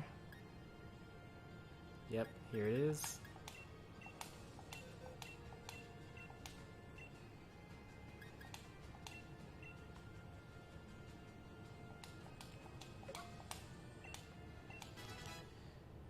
U-Turn, Drain Punch. So Drain Punch is next. That's the TM. So I can use it multiple times.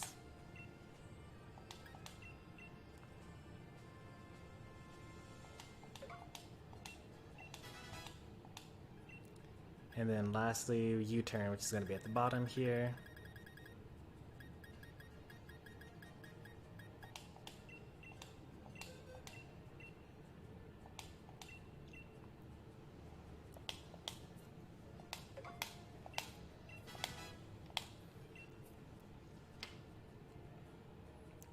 Alright, built.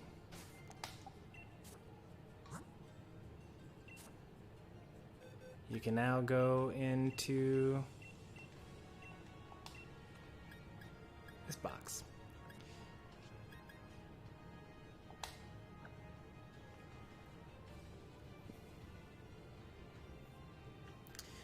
Why is his HP stat higher than his attack stat? He has higher base attack than base HP. Maybe at level 100 it's different, but you would think that having a higher base in whatever stat it is means that you would have more of that stat. Because he's base 100 HP, base 125 attack.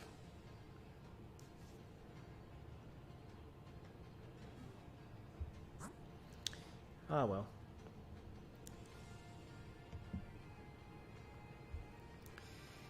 Guess we should try out this, the Rillaboom.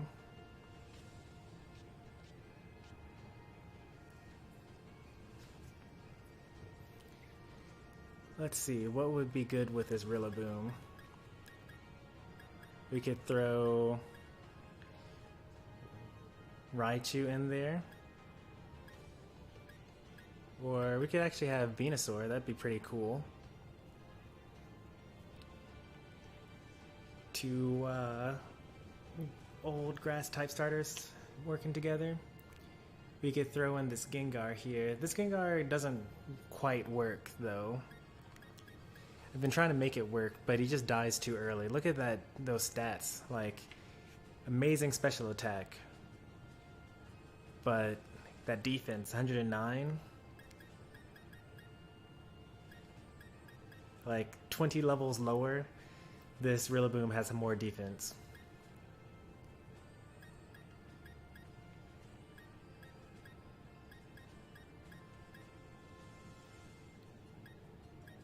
Yeah, it's just like, he's so frail, paper thin, very, very susceptible to like everything.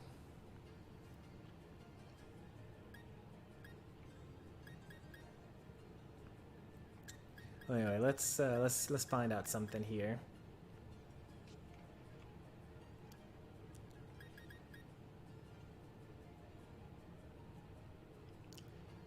Gardevoir would be a pretty nice combination. Speedy attacker that's good especially defensively with a slow physical attacker. They could cover each other's weaknesses. but they would just like target into each other. Shedinja, maybe. I need to replace this, not replace, this Appleton's idea. Oh, you got it to work, nice. This Appleton's idea originally was going to be Ripen, which lets you use your berry. It doubles the power of your berry. So it, once it gets to half HP, it heals itself to full HP. Or actually, once it gets to third HP, it heals itself up to... it heals by 2/3 once it gets down to a 4th HP, which is good. But then you have to use Recycle. You have to spend a turn using Recycle. You may be better off just using Recover, because Appleton also learns Recover, and then you could use a berry that just like increases a stat. Like you could have a defense increasing berry, and then work up. You could have like Amnesia plus your defense, and then use Recycle, and then he would only really fall to toxic damage.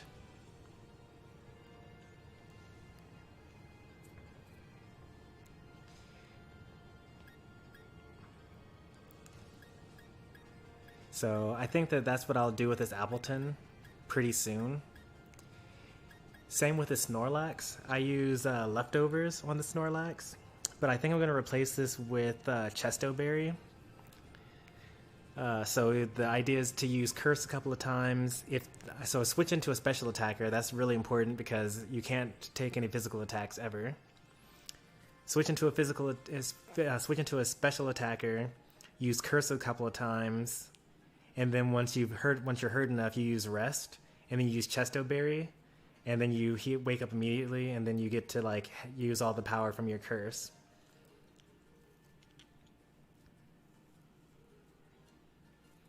So those are 2 build changes that I plan on doing. Also, this Snorlax needs to change to a relaxed nature. Right now it's plus attack minus speed. I want it to actually be plus defense minus speed. And I also need to hyper train it to have best defense. Alternatively, because in the DLC you'll be able to take Pokemon that are just regular Pokemon and then make them able to Gigantamax, I could breed for the perfect Snorlax that I want and then just wait until the DLC and then evolve it. But at the same time, I'm attached to the Snorlax because it's the first competitive Pokemon that I ever built. So I'll probably just hyper train this.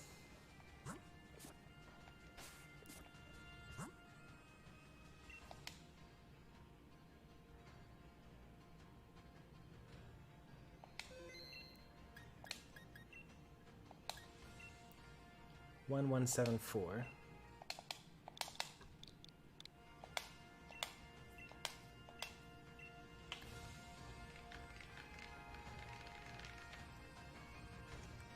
It almost looked like she had the DLC hair already, but can't really tell. I don't think she does.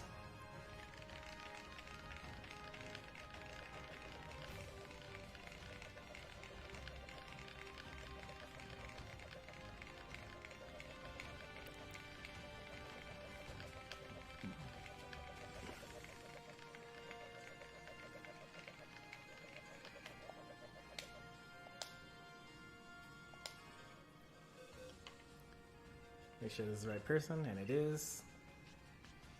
So you needed Dracozolt and Arctozolt. Is that right?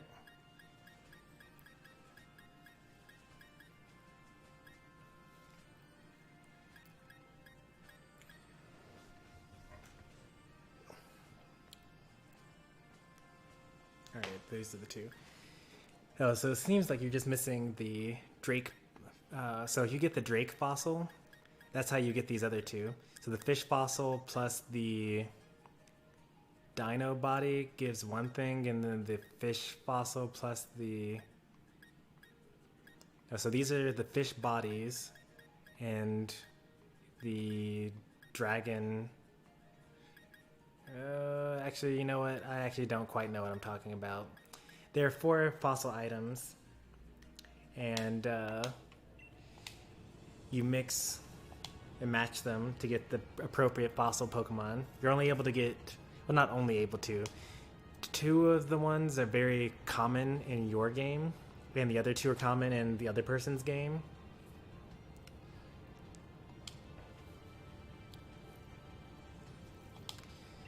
You can go to the Digging Brothers. They aren't version exclusive, they're just version very hard to find.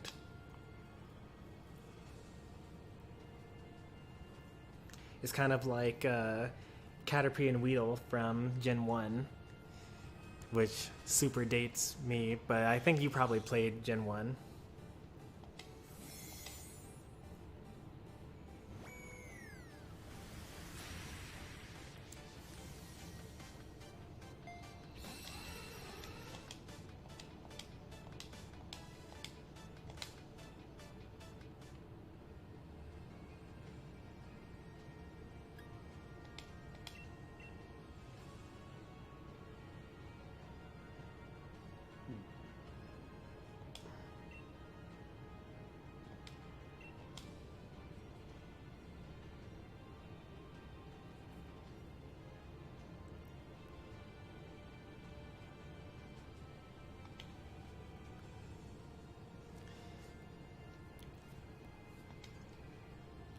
Wonder what Pokemon would be closest to Ike.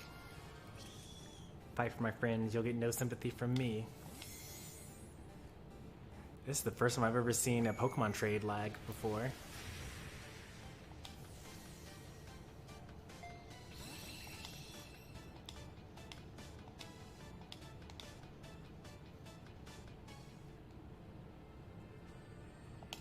Oops, nope. This is what we want, the Caparaja.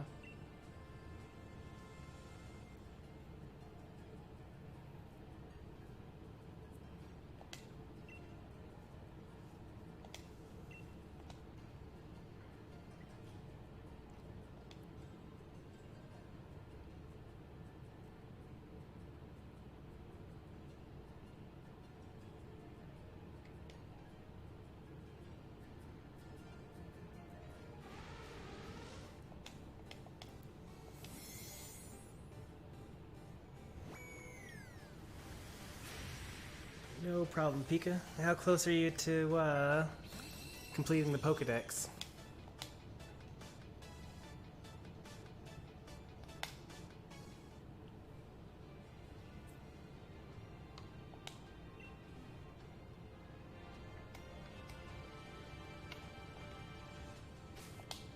Alright, let's go ahead and build a team.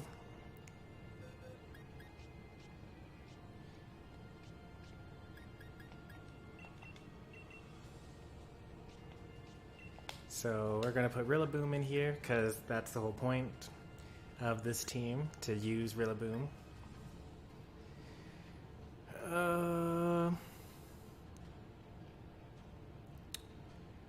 I so want Decidueye to work, but Decidueye just doesn't really work.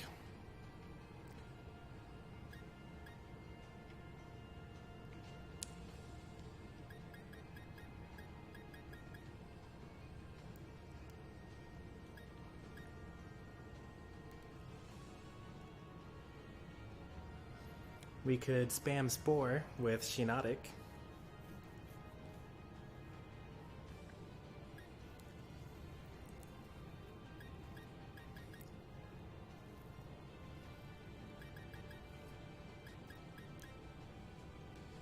That is not the set I'm supposed to have. Although that's an interesting set. Having counter. It's probably not supposed to have counter. I don't think I have a Phalanx with counter as a set. Pretty sure that's supposed to be Iron Defense. Let's see. What? I need to open up my Discord to see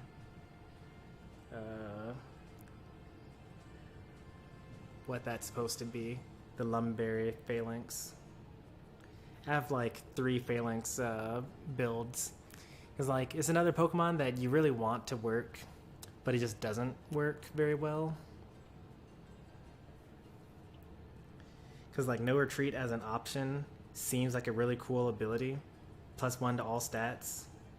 But you can't switch out. Alright, search. Phalanx.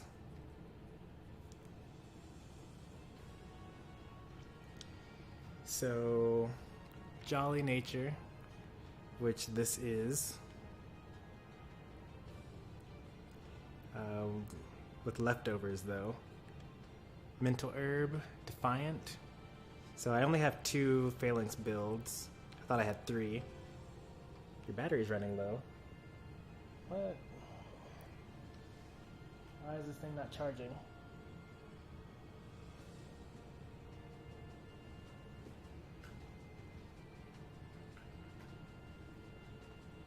There we go. That would have been awkward if the stream just completely died from my computer shutting off.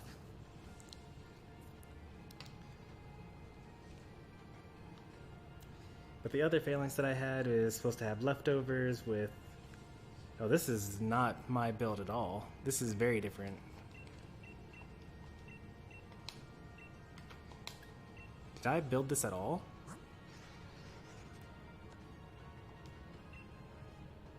Max HP, max attack, plus speed, battle armor. I must not have copied it into Discord. Maybe I have it on Pokemon Showdown or something.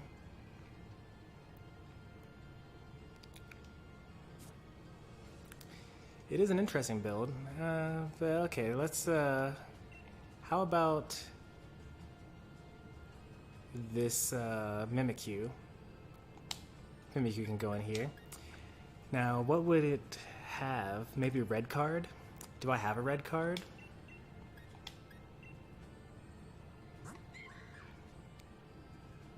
You found the fossilized bird? Nice. That is, I think, what you're supposed to use in order to get the bird Pokemon. Now you just need to give it with the fish body? I forget what the combinations are. There's a bird, a dino, a fish, and a dragon, or drake, I think. Those are the 4, and then 2 of them are heads and 2 of them are bodies.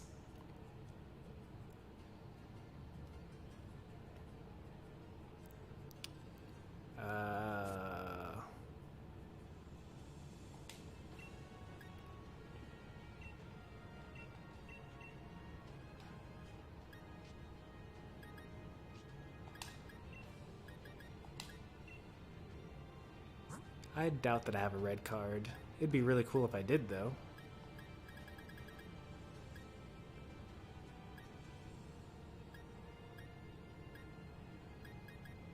I don't. That's sad.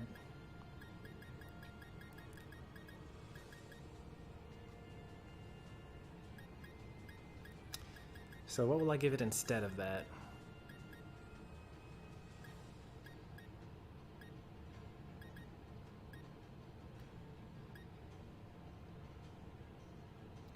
Oh, I could give it Lax Incense.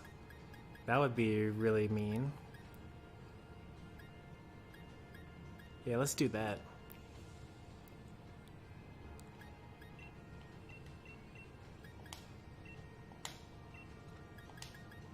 Alright, so we got Lax Incense, Double Team Mimikyu. Because why not? What else we got? Let's toss in... Those aren't the moves that I want for that, but let's toss in Snorlax. Because why not? It's got the leftovers. Let's do...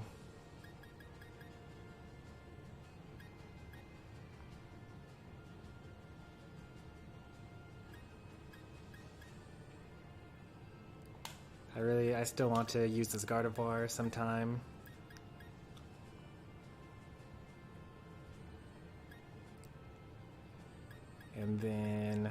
We need 2 more. I still want to make Rillaboom work. One of these days I'll make it work. We'll see. And then we need 1 more Pokemon. Do I have another Assault Vest Pokemon already? I do. I already have Gardevoir. Sorry, Encoder. You'll get your turn one of these days.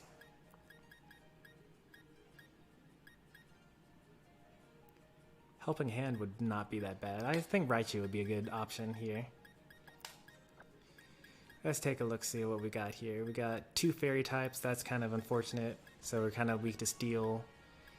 And we don't really have anything at all that will do good damage to steel type Pokemon either. So this whole team just loses to steel. Oh, we got Drain Punch, I guess. So maybe it'll be fine. It probably won't be.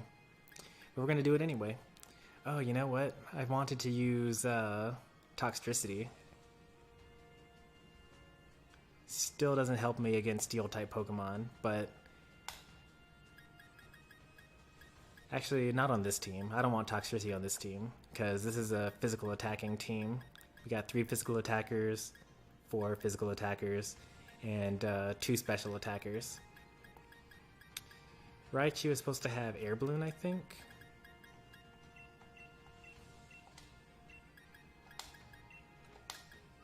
Alright, that's the team.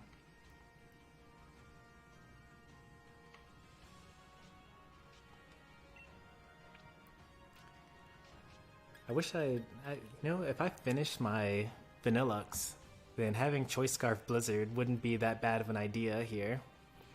Or Choice Scarf Icy Wind for speed control, so that I could have my Rillaboom and Gardevoir moving first.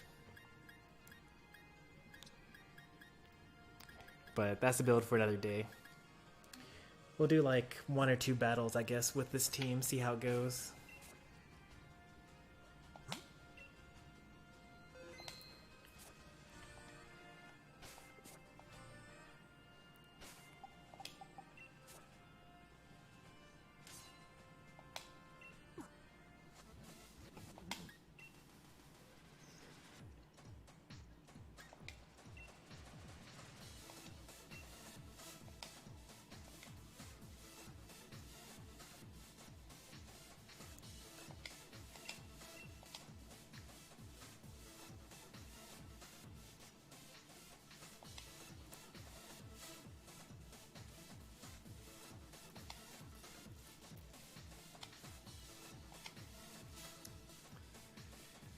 Alright, what have they got here? This is a pretty standard team, except for the Garbodor. No idea what that's doing in there. Rotom Heat is going to completely destroy everything. Electric and Fire with Levitate ability.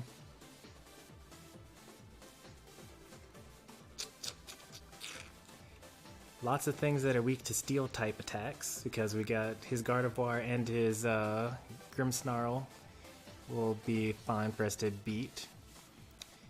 He's got Garbodor for poison damage.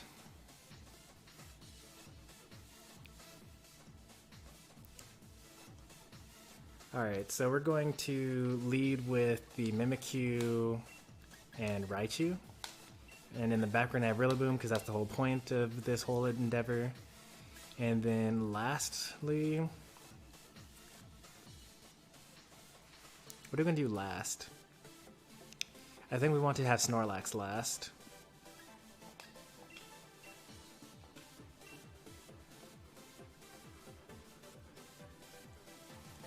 Hey there, Always Sleepy. Welcome to the channel.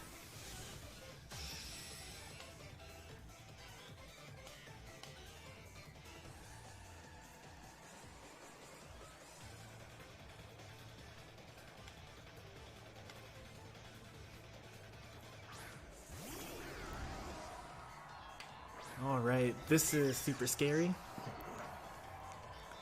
There's so much going on here. So this is Choice Scarf, Rotom. They could use Trick. Prankster Grimmsnarl could use Taunt. Like, there's so much stuff that could go wrong here.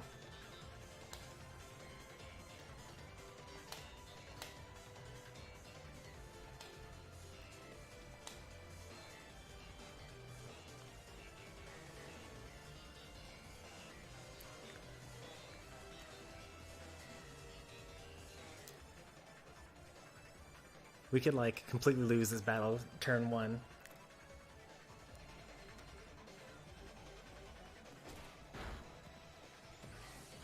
Oh, light screen. Okay. Screens is like not as bad.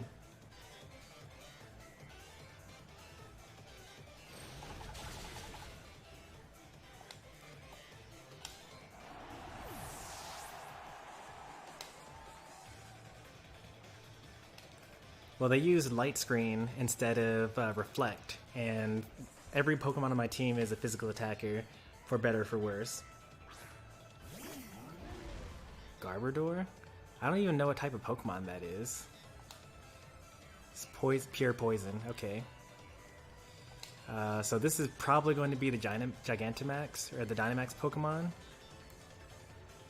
And the poison will probably hurt my Mimikyu pretty badly here.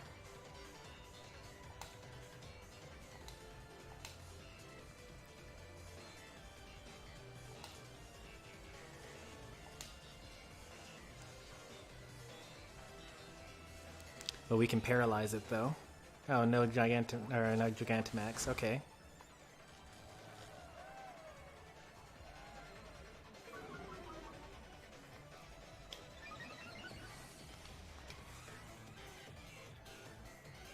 Oh, Rocky Helmet. Okay.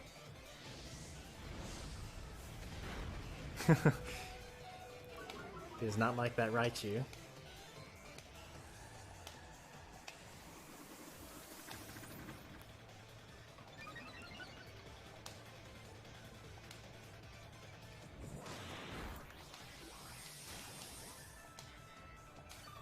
Alright, it's got Overheat, is at -1. It's pretty good.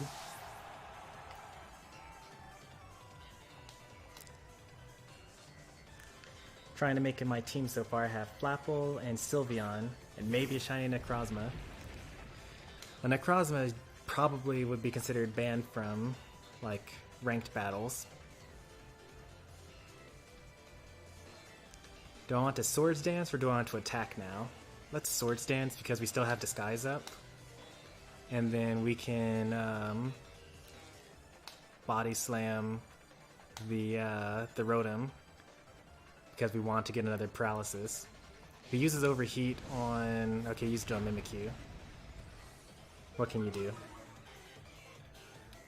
Why is it banned? Because it's... For one thing, you can't get Necrozma from Pokemon Sword and Shield. You have to transfer it in from a other game. So that alone is enough for it to be banned, but it's also a legendary Pokemon, so there's another reason for it to be banned.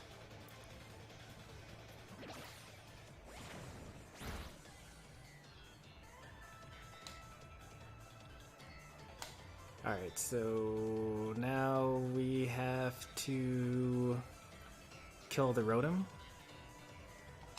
and then we know that it's a physical guy, so I withdrew him. Okay. Ooh, that's a bad call.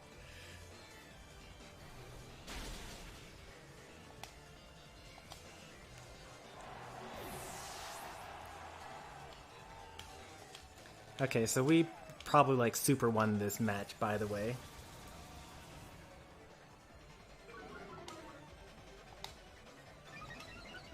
I mean, there's nothing wrong with using it in like casual battles or like if you fight against a streamer or something like that. Although there are a lot of streamers that will tell you, I don't want you to bring any legendary Pokemon when you fight me. You know, it's just personal preference for the most part. But you won't be able to use it in ranked battles like what I have right now. If I had Protect, that'd be nice. But I don't. So we're just going to do this. Because he's going to definitely use Overheat right now.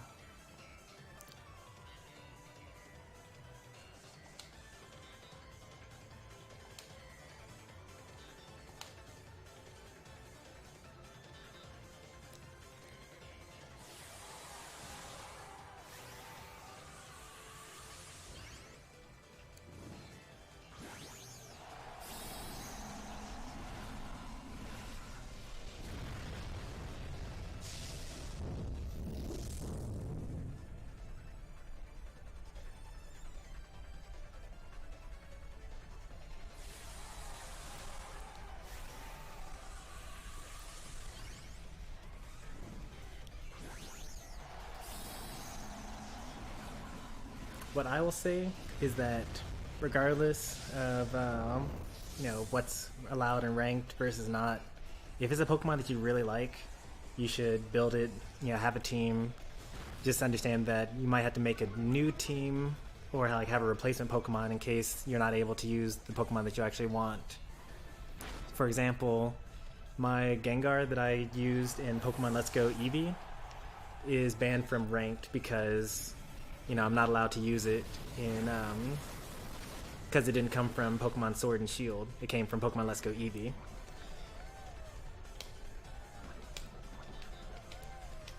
But I use it when I fight against viewers, so no problem with that.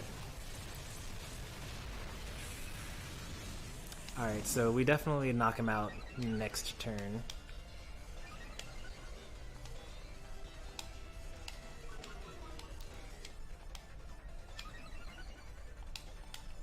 Speed rose sharply twice by now, so actually he will outspeed all of my Pokemon next turn. But he can't knock us both out with max move because all max moves are single target.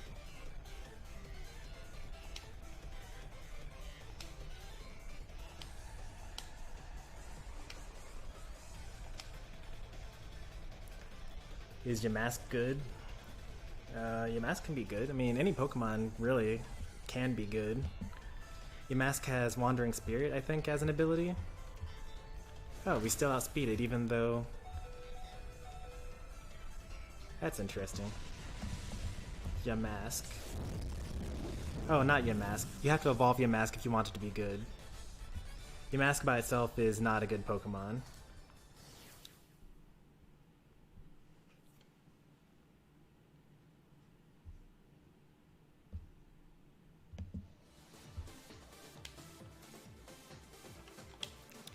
Let's see if that win counted for anything. No, that wasn't a real win. The Pokemon, their team was not trained at all. Like, no EVs, no EVs, actually no EVs. Randomly good defense, but that's it. And no EVs. So even though we won, it's kind of whatever. It's kind of like beating a level 2 computer. Doesn't really count. Pika, you want a battle? I'll give you the same team.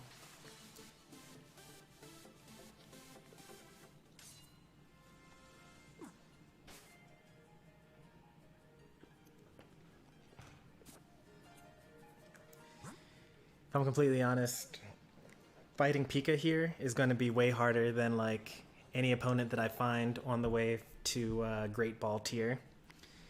And maybe beyond that, but I've never gotten past Great Ball tier, so I wouldn't know how good the people are in Ultra Ball tier. But I do know that Lil Game was able to get to Master Ball tier when he actually tried.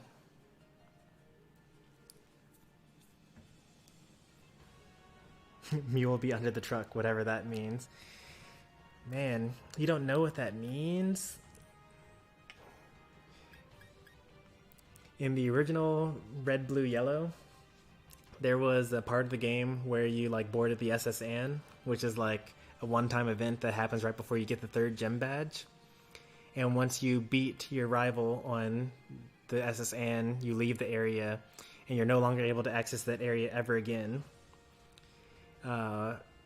While you are on your way to the SS Anne, on the right-hand side, if you could cross the water, you could see a truck. But you didn't have surf back then, so there was never a way for you to ever go to that other side and get to that truck. And back in the day, before the internet, you could actually look things up. Rumors were just rampant. You could just like talk about anything, and just like people would just have to believe you because how would you find out the truth? People would say that if you could sequence break and get surf early and go to that truck, you could use strength to push the truck out of the way, and then you would fight Mew underneath, which was the 151st Pokemon, which wasn't even in the Pokedex, wasn't in most of the official like documentation for Pokemon, but it was in the anime, so we knew that it was real. and we knew there was a movie that was going to come out about it, but no one knew how to get one. Yeah, this will be double battles.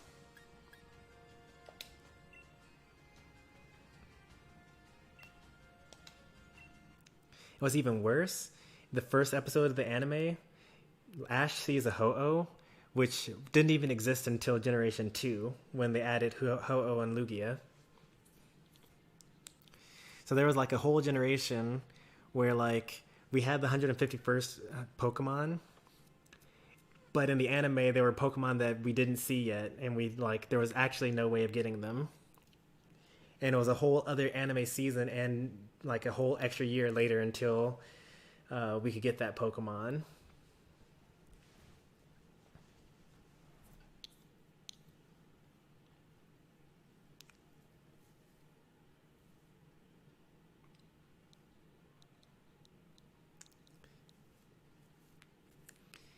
But on the bright side, at least Mew and Ho-Oh were real Pokemon. There were lots of fake mons out there as well, because, you know, you can just make up whatever you want, draw whatever you want, put it on an internet website somewhere. Oh, I can pick the code.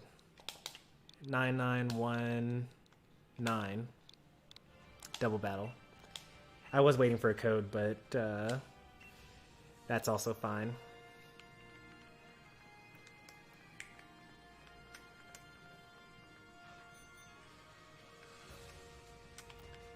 What do I currently have? Just Evil? Alright, that's fine.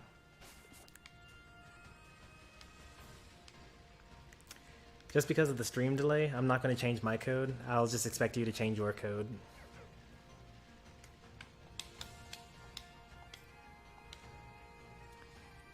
Alright, we found each other.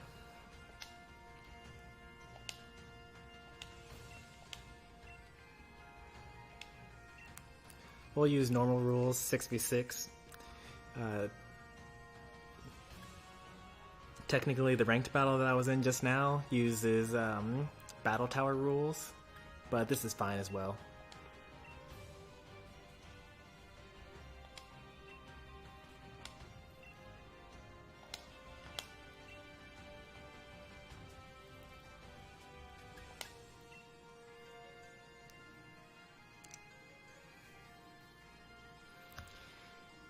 I need to have some sort of overlay for battling with viewers, or increase the delay by a whole minute. So I can actually make it so that there's a minute delay. I don't really like doing that though, because if I want to give you guys a code, or you guys say, hey, can I trade? Then like me saying yes will take like a whole extra minute for you to hear me.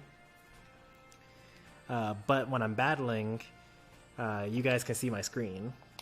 And what that means is that the viewer usually has to stop watching for a bit while they, while they fight me, which is not as fun.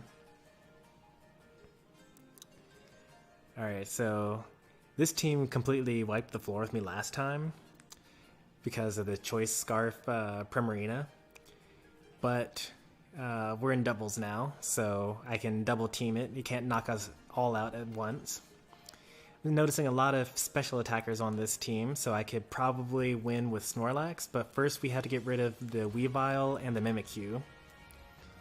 If we get rid of those two Pokemon, then we should be good. The rest are special attackers, so we should be fine with that.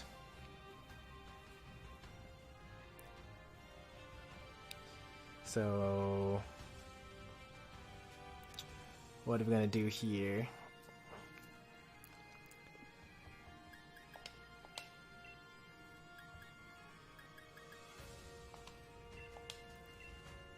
Alright, that should be good.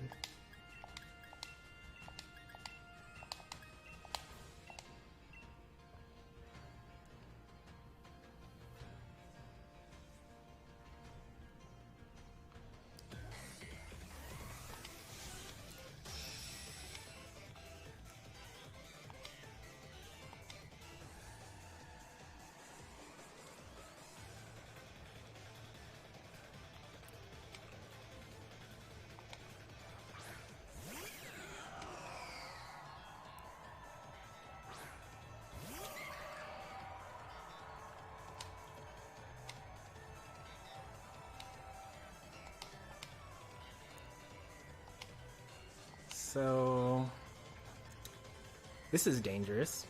We got two ghosts. We got a ghost type and a dark type against my Gardevoir here.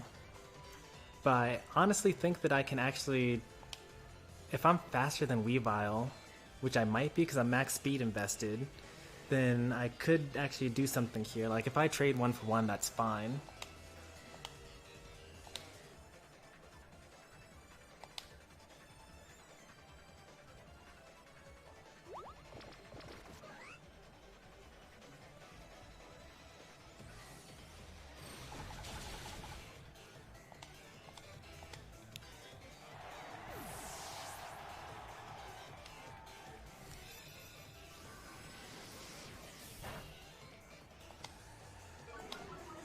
Special attack fell? Nice. I like that. Ooh, bright powder coming out of the gates with the help. That's what I like to see. It's only going to get worse from here. Sending in Jolteon. I don't really want to get Will-O-Wisp, so we're going to just knock this guy out. And then we're going to double team here. Shadow Ball into Gardevoir? Nope, into Mimikyu.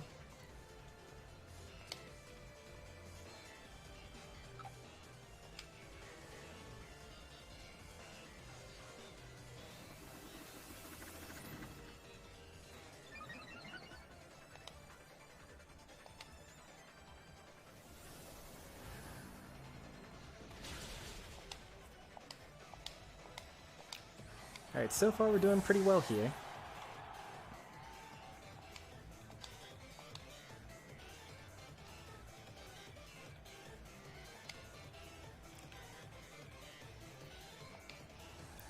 Alright, bringing out the Primarina here. Scary stuff.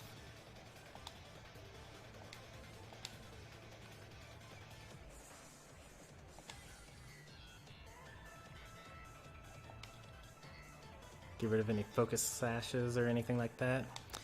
It's gonna definitely use like Hyper Voice or something like that. Hopefully it misses though. Shadow Ball. That should do good damage. But we got Assault Vest. Oh, but it dropped our special defense. That's rough.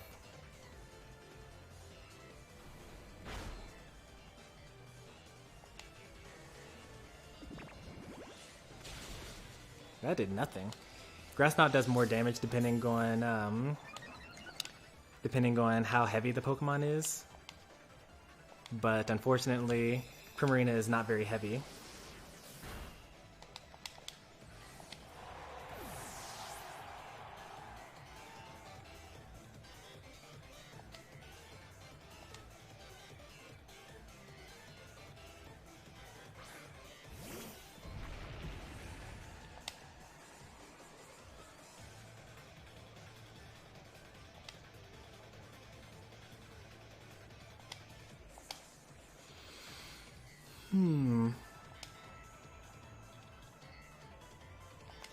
It's a 2-hit KO on Jolteon, so we'll just go ahead and use it again.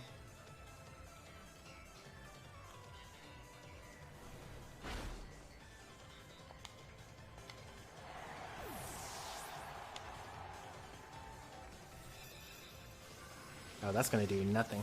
What? That did so much. How did that do so much damage?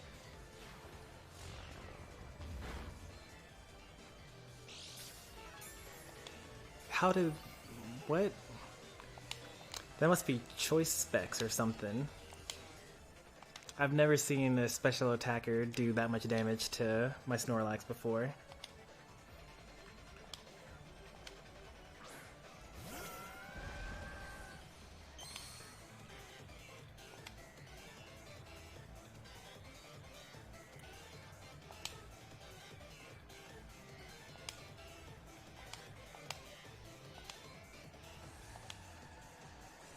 But we're faster than the Primarina, so we can just knock it out.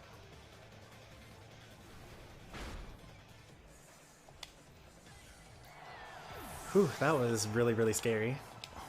Scald should not knock out Snorlax, but it'll do damage to Mimikyu.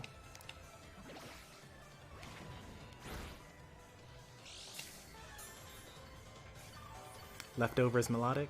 Okay. Might have Marvel scale, which means that its defense will increase once it gets paralyzed.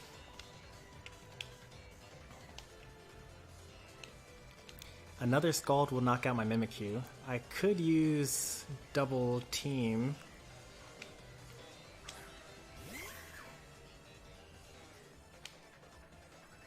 If he Dynamaxes the Mimikyu, then I can't use Heavy Slam this turn. I also can't use Body Slam just because it won't even affect Mimikyu. So we should use Body Slam and then Shadow Claw. We should be faster than their Mimikyu because we're max speed invested. But nope. He's faster than we are. I'm not sure why, but he just is. I could have used Heavy Slam that turn, and then it would have knocked him out for sure.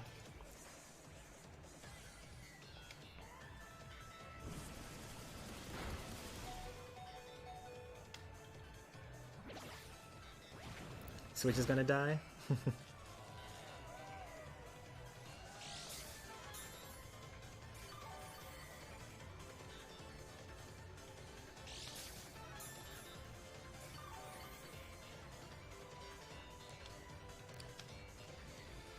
So that Mimikyu,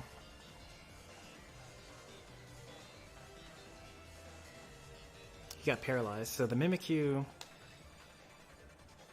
should I bother Dynamaxing right now? I don't think so.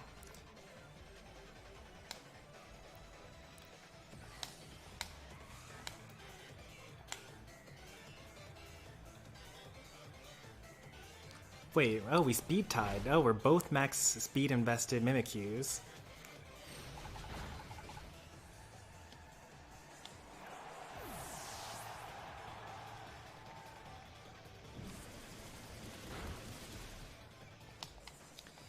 Alright, let's finish this off here.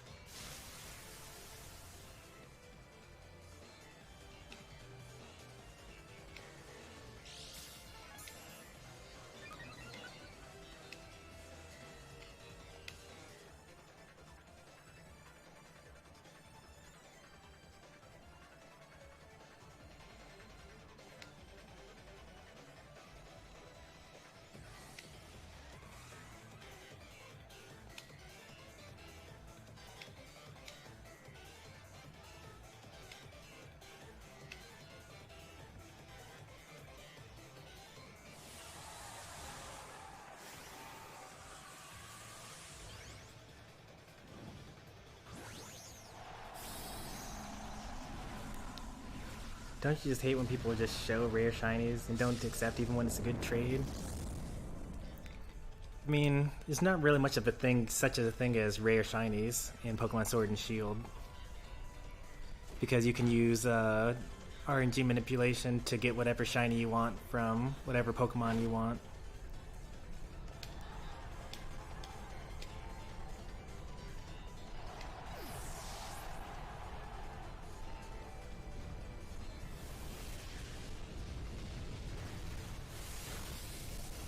I would have been shocked if that didn't knock it out.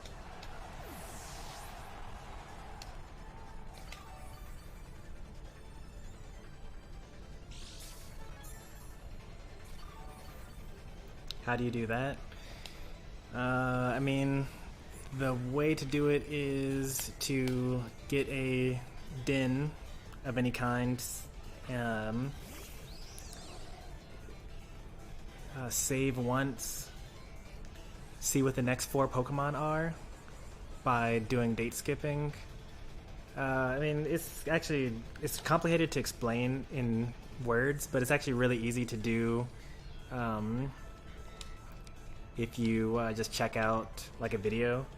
There are a couple of them, like Poketips has one, Momojiri has another. Austin John Plays probably has one. I don't know. He probably does, though.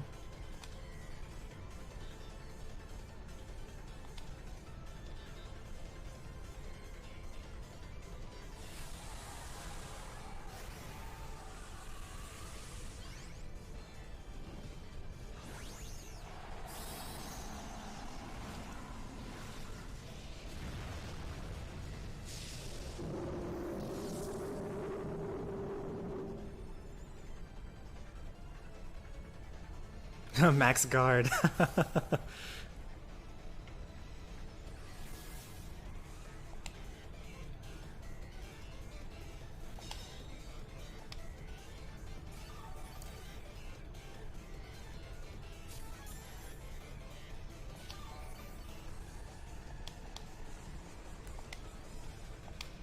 Alright, let's see if you get the double max guard.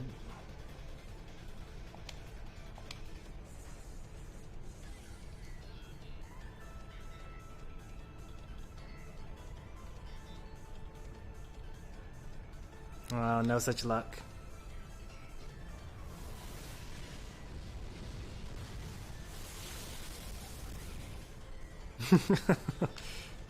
It's possible. You could have gotten it.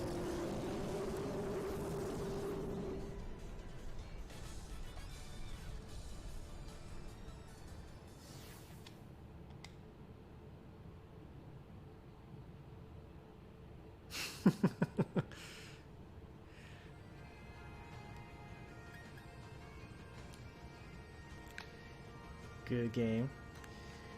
You can use Max Guard more than once, but if you use it consecutive times, then it has a high chance of failing the second time you use it, or on the even times that you use it in a row.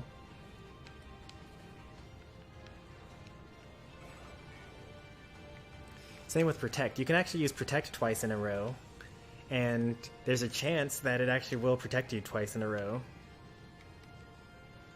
It's just less likely to protect the second time.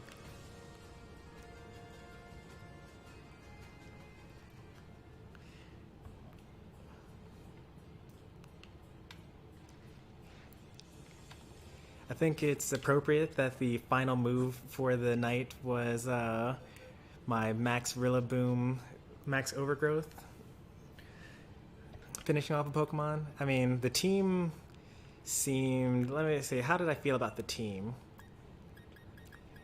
The team actually does pretty well, but not necessarily because of Rillaboom. The team does kind of well, mostly because of Mimikyu.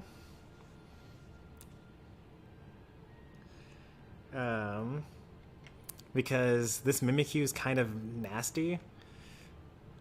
Like, I gave it Lax Incense, which makes 100% moves hit only 90% of the time. It's a 10% accuracy debuff. But then I also have Double Team. When you add that to Disguise, then crazy things happen. Like, for example, your turn 1 Chandelure used Will-O-Wisp against Mimikyu. But because you use Will-O-Wisp against my Mimikyu, you only had a 90% chance of hitting, and it missed. And that probably changed the entire game because I knocked out a bunch of Pokemon with that Mimikyu.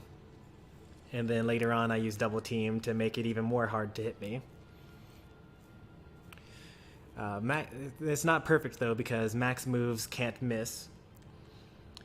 So once you Dynamax, then you're guaranteed to hit. It bypasses the accuracy check. So you could get around it that way. But I really like the Mimikyu set that I put there. It's kind of like last minute. And then if I'm really feeling greedy, then I can go for another Double Team, or I can go for a Swords Dance. Yeah, really anything could happen. Snorlax did less than I thought it was going to do. Pika, your Primarina, that was Choice Specs, right? Choice Specs Primarina?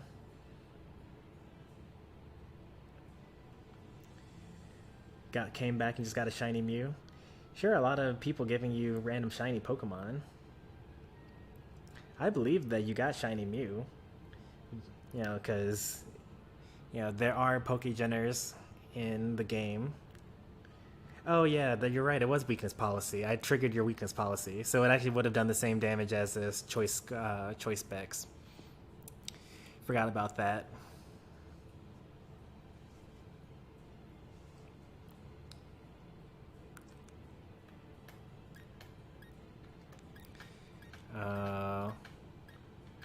Oh, so I guess you can show. I can show the rest of the team. So Grassy, Seed, Rillaboom, kind of makes sense. He's light defense investment. Not really. I could probably actually build this better. If I got plus attack, minus special attack, I could probably reach the same stats, but have even more defense, honestly. Yeah, that's probably true, actually, because I'm base 125 defense. Let me just take a look-see. So, let me just go ahead and copy that, paste it here. So, show you me on the internet. There you go. So here is the same build twice. This is the build that I'm currently running. You'll notice that I have 349 attack at level 100. Now, if I could actually probably take the same thing, 349, that's what we're going for, and we have 237. So 349. I could actually lower the stats here. 349, huh? So now I have the same attack as the other build. If I pour the rest into defense, I end up with 247. So I end up with 10 additional defense points by having the right nature and building a little differently. So I can just get like a completely better Rillaboom than what I did today with better spreads and a better nature. So technically today was kind of a waste, but we had fun. And this is why you measure twice and build once. So if you want to make a Rillaboom that's slightly better than the one that I have, this is what you would go with instead of what I did. I'm probably too lazy. I don't plan on using Rillaboom that often, so I might end up just sticking with what I currently have. And also, just by the way, the defense difference here actually matters a bit more, because when I use this Grassy seed, I'm actually going to raise my defense by 1 stage, so I'm going to multiply by 1.5. So instead of raising my defense by 10, it's actually raising my defense by 15 in terms of practical usage in battle. So yeah, Pokemon builds, it gets complex.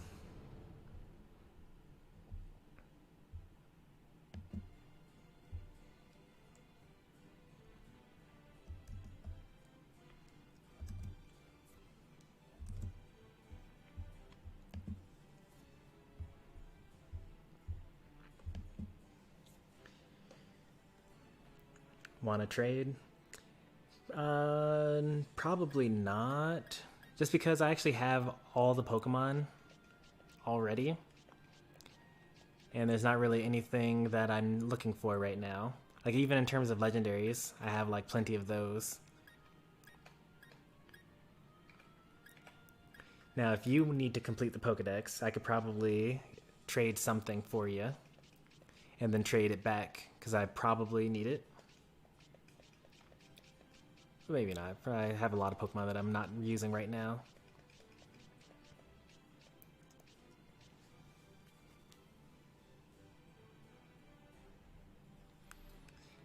But we're actually about to end pretty soon. Actually, right now.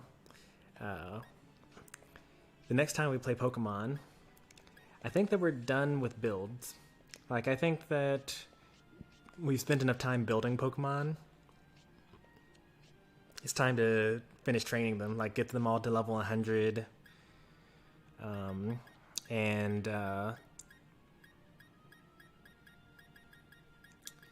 what else? give them the right moves. So some of these Pokemon don't have the right moves. Also getting the right items that I need.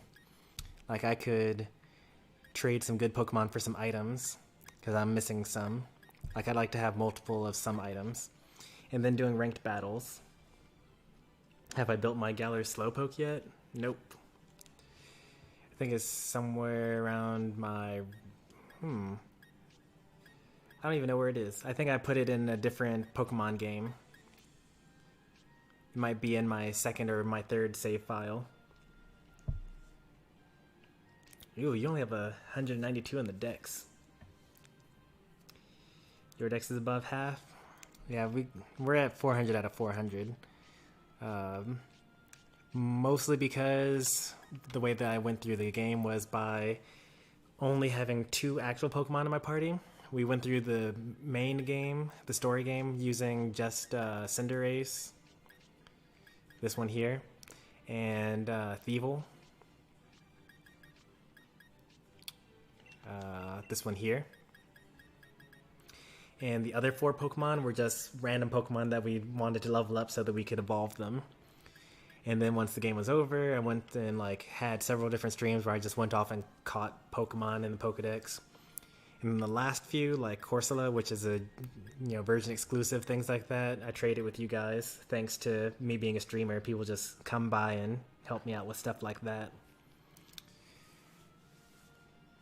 Made some battles very difficult though. Like for example, fighting against Nessa, the water trainer, and all I had was like Thievul and Reboot.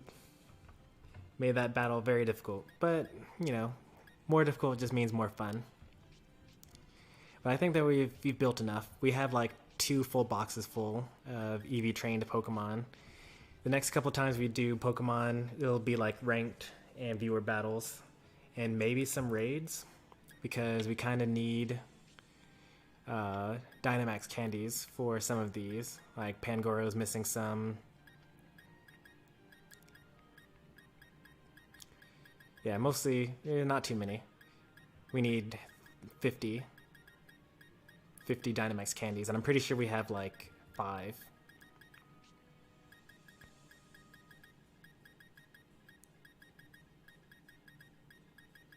Alright, we need 60 actually. So that's the plan for Pokemon in the future. The DLC comes out June 17th or 16th.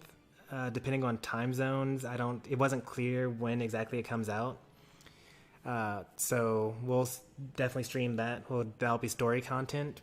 I have to figure out how I'm going to go through the story content, because it'll probably be boring to go through the DLC with level 100 Pokemon.